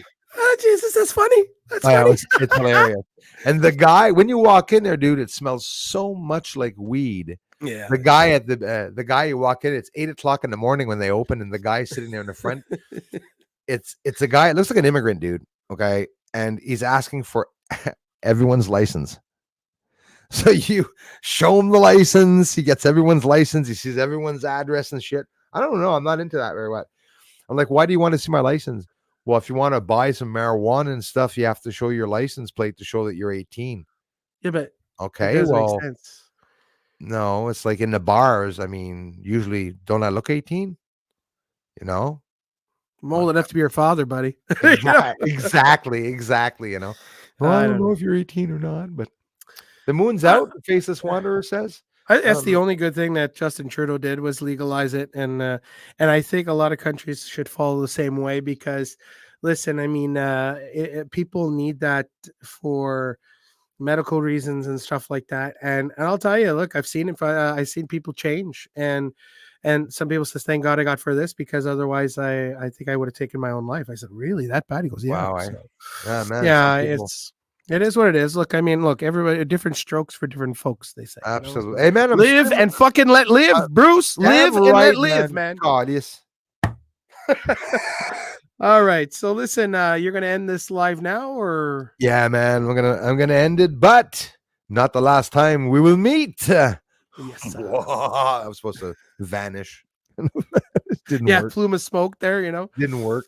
I didn't have any red sulfur left. You're getting tired. I don't get great tired. Great conversation tonight. Thank you everybody for being there. And honestly, it was Jeff Benoit live. I will be getting his link up. Oh yeah, Mr. C. Trust me, I take that in consideration. I put Vicks all over my chest and my neck, even under my nose. I can't even smell it. I lost my sense of smell and taste. Laid them on VI's rub and use humidifier with the humidifier. It reminds me back in the day. I miss the sound of that. I remember being young and hearing the and the big wheel that would turn. Yes. yes. It literally looked like a yes, master. My God, wow. The water, remember the water would drip from that? Just the sound. My God, eh? And that was something. That was a big piece of furniture. Exactly. Wow, times have changed, eh? Times have changed. Incredible. God. Man, we're not antique, but you and I, we've seen big dial televisions and big ass box televisions. Oh yeah. Television without remotes and hanger antennas and actually, how old are you, man? Do you mind me asking? 44. 44. Okay, so it's important that I asked first, but you were same age. I'm 40. How the fuck? 48. Some reflection there, eh? Yeah, 48. The weight loss, brain fog. At 44, man. I remember in the 80s was the BMX. I remember it was going outside, playing Rambo, taking a 2x4. And you're taking it to talking about the bazooka. BMX with the number 8 and the big red. Oh, dude. I had that. Remember the motocross? Yeah. With the Yeah. Well, motocross with the big bench, but the idiots put on a real motocross bench with real big ass motocross tires. So you drive the bike like this, you can hardly get ahead on the freaking bike. man, we did everything with that. I came home with nose bled. Oh, you yeah, know, man. my mother used to she used to give me shit. You're going out again now today. You got hard to tell kids get out, and I was always out. I was doing. And kids would be asking you today, what the fuck were you doing in the field? Well, that's where kids went. We went into fields or parking lots. When I got my first car, I went immediately to a parking lot and just started meeting up with friends. Hey, you want to meet at the local parking lot? Yeah, go ahead. And then you would find like an old Playboy magazine, and you're like, oh shit, let's go in the forest. And you're kind of like, oh my god, yeah. And every guy knows, every guy our generation knows what we're talking about. Okay, so don't tell me you don't know what I'm talking about. Okay, absolutely. You know? And then what was there? I used to play barbecue tag. I don't know if everybody knew what barbecue tag is. It's the boys. Yeah, cool. Girl. You know what? I'm starting to wonder if that wasn't invented in Quebec because we were really pervs. We used to play that in school, and you know which ones were easiest to catch? The girls that weren't very attractive, that didn't run fast, and they deliberately ran in front of you, so you'd touch them and you'd go by her and walk on and just push them away. Walk to the cutest ones. Well, we used to, when you touched the girl, you had to kiss her. Exactly. Yeah. And that's how I met my first girlfriend that way. yeah, no, absolutely. Oh, Jesus. Yeah, I tell you, man, I was gone. I would leave a Friday night and come back Sunday night. And my mother would ask me, she goes like, well, just like a little bit like, so how was your weekend? Oh, I was spending at my buddies there. Oh, okay. There was nothing there. I'm telling you, I was always out. I was always meeting friends. We were doing all types of stuff. I was in the forest, sleeping, doing, oh my God, it was a lot of fun. And the thing is that when I see kids and what they're going through today, with all the anxiety, it's like, shit, just go outside, make some friends, go out, mingle, don't do mischief, go out there and have some fun. I think they're going to save us, dude. These kids in school, when they start literally telling them, we are going to chop off your balls or we're going to chop your breasts off and put a cock on you. I'm sorry, but that's literally what they're doing there. In Canada, did you hear about the Million Man March? They did. Yeah. And that was against the sexual indoctrination of our children inside of the schools and stuff. So I was really proud of people for standing up. We each have to do our part. Parents have to keep an eye on the schools. They should speak up. People at work should speak up about some of the shit. This gender gender thing is so. Look, we all know it's sad, man. But the condition does exist, and there's a thing called gender dysphoria. There are professional doctors who are involved in that, who know about it. But my kid doesn't need to learn about it because the problem is so the percentage of people that actually face that is so limited. But the fact is that if this whole thing was a real, if it was touching everybody, then you would see in every generation a lot of people going and transitioning. We don't see it that very much in our generation or in our parents' generation, our grandparents' generation. Dude, I know marginalized in a small generation, and that, my friend, I think it's subjective. Yes, it is. And I know quite a few in my life. I've met some real transsexual people. I've seen them come to my school myself, even in my years. Yeah. But the guy who was acting like a feminine, all he did was nothing. He didn't walk into the school to tell the little boys and girls, I'm not a man, I'm really a woman. And no, my name's Susie. That's it. Susie's got a beard. No problem. Jamie's got a gun. He also had a gun. Yeah. And it wasn't in his pocket. Well, it was, but But the thing is that it's very subjective. The only thing is that it's not held by science. It's more of a ritual of ideology than it actually is a condition. And I think it has to do with a lot of subjective imposing that on children. And listen, I mean, there's a lot of people now who have transitioned and said, "Shit, I should have never done that." And it's funny Yeah, because they're kids can't depressed, vote. man. They Some are can't vote. suicidal, eh? You Some know, are they suicidal. can't drive a car, they can't own a house, they No. can't do all that, but yet they could choose. No, listen, Some of them are suicidal, man. They want to take their lives away because they were forced to have sex changes. And you see those freaking parents that are getting, dude. There's one there. The parents are lesbians, so they want to make their little boy a girl. It's getting fucked up, dude. That is scary. And the teachers are now able to grab a child and to go have a sex change if the child is deemed not suitable as being the proper gender that he was born into. In other words, well, little boy thinks like a little girl. yeah, So but they're the going to thing, be pushing that on the people. It's normal to wear a wig. It's normal to wear panties, and it's normal. Hey, the thing is that, like I said, I have a little bit perspective, a different perspective. Homosexuals can have a loving family and raise children sure, in a loving home, and there's absolutely. nothing wrong. It has nothing to do I with agree with that. it has nothing They to could be good do parents too. with orientation. It has to do with identification. Right. And this is where we're losing the battle, and this is where the community of the homosexual community needs to stand up and say, whoa, wait a minute, look, we're here because we're based on our preference is personal. It has nothing to do with you, has nothing to do with me, it has to do with them. But the fact is when you're indoctrinating a certain particular ideology, saying, well, if you feel like you're a cow, well, then you maybe must be a cow. But in reality, you're not a cow. You're a human being. You are born a male or you're born a female. And that's how it's going to be. If you want to live the rest of your life as a female, you can do so, because we do live in a society where it's freedom of Right. choice. But don't force somebody like you or me to Don't say, impose it on our I children. went to St. Hubert with my mother. I love you, Mom. Had an amazing meal. My brother was there too. You know that during the year we meet up to have a meal. We go over there, and I don't know if you remember, Jason, where there was a transsexual guy there who was dressed as a woman. But me, man, listen, I'm respectful for people, and I try to take note on the person. You're like that too. I noticed that. You'll see a guy, you'll give him a compliment, or girl, you'll give him a compliment. You'll have a nice way of addressing or meeting someone. But if I present to you, I'm sitting here the first time you meet me, I have lipstick on, but a big beard.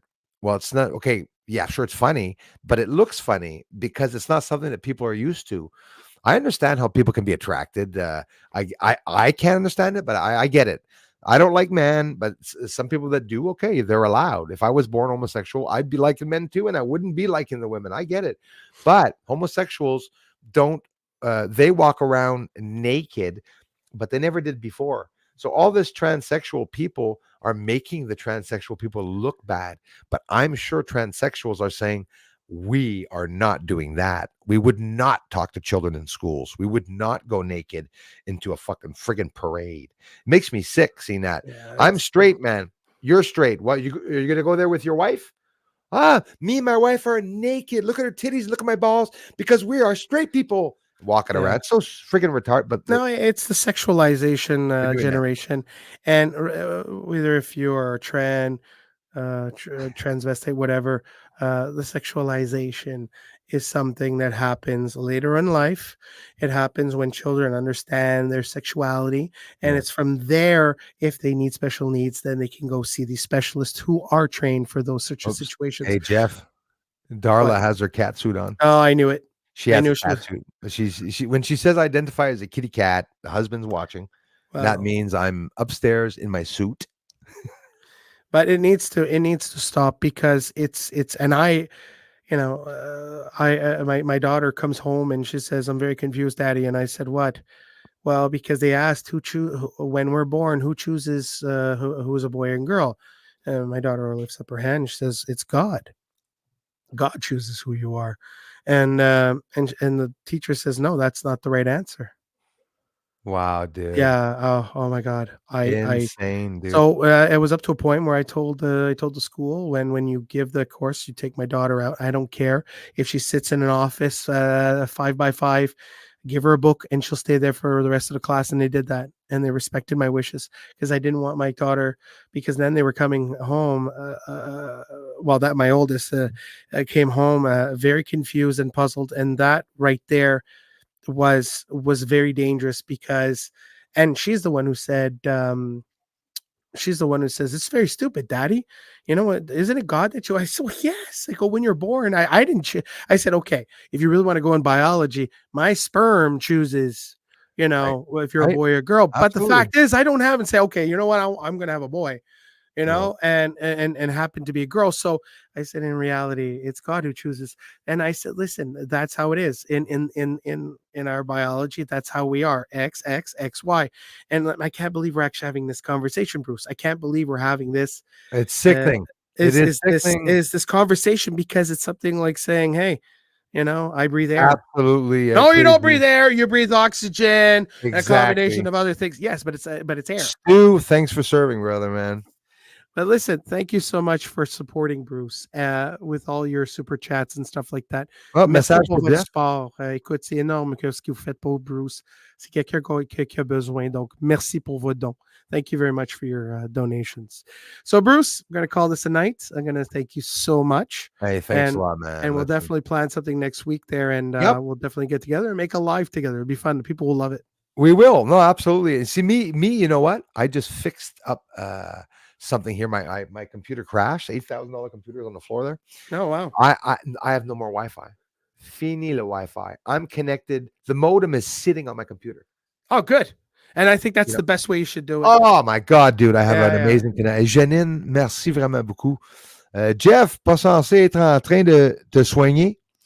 Pas de paranormal hier, car malade. Je sais, mais là, je prends des pilules super puissantes. Et je vais honnête, je me sens... Elle dit Janine. Yeah, Janine. Je me sens mieux. Là. I feel a little better. Like in my voice, compared to yesterday, I was like a seal. And now I feel better. So thank God the antibiotics. It's just that the pills hit the stomach. And I have explosiveness when I go to the washroom. It's like, okay. But it's like a fire hose? But I need it. I need it because I have pneumonia. Like a fire hose? Hey, Michael, thanks a lot, you guys. I missed a lot of people today, but it was worth it because we had Kai. We had an amazing conversation, man. And so, listen, I am going to get off. We will connect real soon. We are going to see each other this weekend, man. Definitely have a sit down too in conversation. It'll be totally awesome. Yeah. Hey, Denis Vaillancourt. Merci, mon frère. Denis Vaillancourt. Ah. Ça, c'est du monde là, qui vient de la chaîne française. Oh, good. Il vient m'encourager sur ma chaîne ici, and I freaking love them. Thanks a lot, you guys. Merci, Denis. En direct dimanche, on va parler plein de choses, du nouveauté. Jeff, not even going to get into it. Next stream, we got to talk about the UFO news, the 40 whistleblowers, all the shit coming out, David Grush, the alien bodies, the retrieval program, the everything. I mean, it doesn't stop. I mean, there's lots of shit coming out, man. The question is why is it coming out now, and why isn't people reacting? Right. It's the reaction. I don't get it. Yeah, everyone's dying and people outside like, well, this weekend I'm going to the cottage and I'm going, what the hell? It's like people don't realize what the hell's going on. At one point I said to myself, I'll say like Bill Burr, the comedian, at one point I'm going to be driving down the highway and I'm going to say, there's a lot of room now. A lot less people. It has to at one point, right? Like maybe 2-3 years down the road, you're going, hey, remember when we used to go to McDonald's and wait in line? Yeah.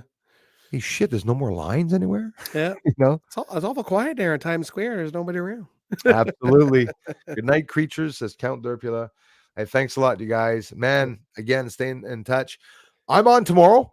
It's the weekend. You're probably with your family, but you can come say hi. If not, even if you want to come on, whatever, tomorrow, Saturday, 1:00. I started streaming on Saturdays now because some people wanted me to stream, and I'm doing some members. When is the members, guys? Do I do that on Saturdays? I don't know anymore, dude.